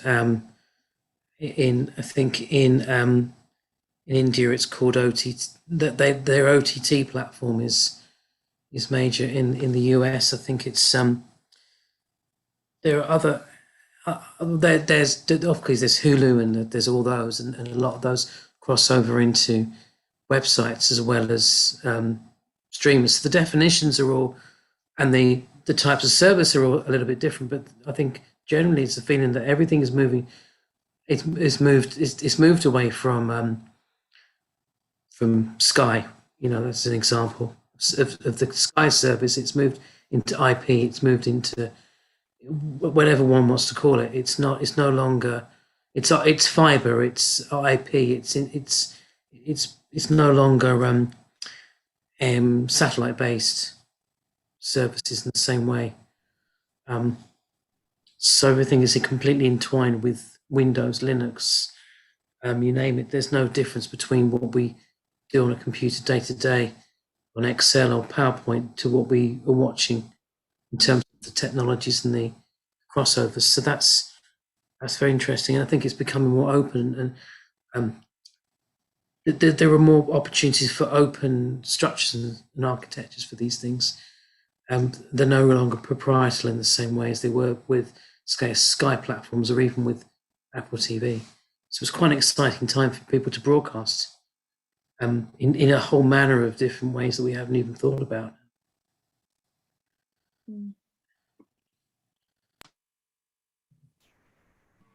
Yeah, I love the idea that you could, I mean, here we are, we've got a channel now. You have a channel that you're broadcasting on YouTube live, you know, that would have cost a heck of a lot of money and a massive negotiation of rights at some point, not so far back along, you know, and that's what I mean about the democratization, that, you know, to have had a channel, to be in the UK, to be one of the main broadcasters, you know, you would have had to pay such a lot of money to get the rights for that license. And I guess there is not one broadcaster now who does not have a platform, a digital platform presence, you know, Twitter, all of those other things that run alongside at the same time. And it feels like with the streaming service, they've really captured a really amazing desire of people just wanting to be able to use their,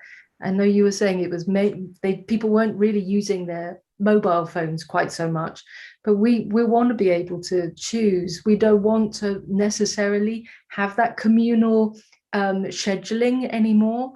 there are some things in the UK that people during lockdown expressed that they wanted to see communally, which was things like Strictly Come Dancing, because it's on at a set time on a weekend and it added some glamour perhaps, you know, and people were prepared to all watch at the same time. But I don't know how many event type things there are like that that people want to do. People want to be able to wake up at 3 o'clock in the evening, you know, at night and turn on, you know, whatever it is that they want to watch whichever film. I think that's interesting to see how you know, you could choose now to stream as an individual at 3 o'clock, or you could decide to be in bed and watch a film. And like, I think there's so many more opportunities. And also during the time that, I mean, I've worked in broadcasting as a producer and director. And during my time, you know, I've seen the cameras that were sort of like so very expensive that the camera operator would not at that point have allowed me to touch their camera because it would have cost the price of their home, you know, to being at the point where I've got a phone now that I can, you know, use to film and broadcast with. And that's an amazing opening up of the technology. So it sort of feels more like an exchange now, as opposed to a more previously more passive experience, perhaps. Yeah. And you will not have to record in your hard disk. You can put it in the cloud with 5G immediately. It's nice. Okay, that was a very nice session. Thank you for this pleasure. And I think that's time to finish. No, Magda? Yeah? Okay. Thank you, everybody. Thank you. Thanks a lot. Thank you all. Thank you very much. Thank you. Thank you very much. Have a nice day. Good evening. Let's meet everyone.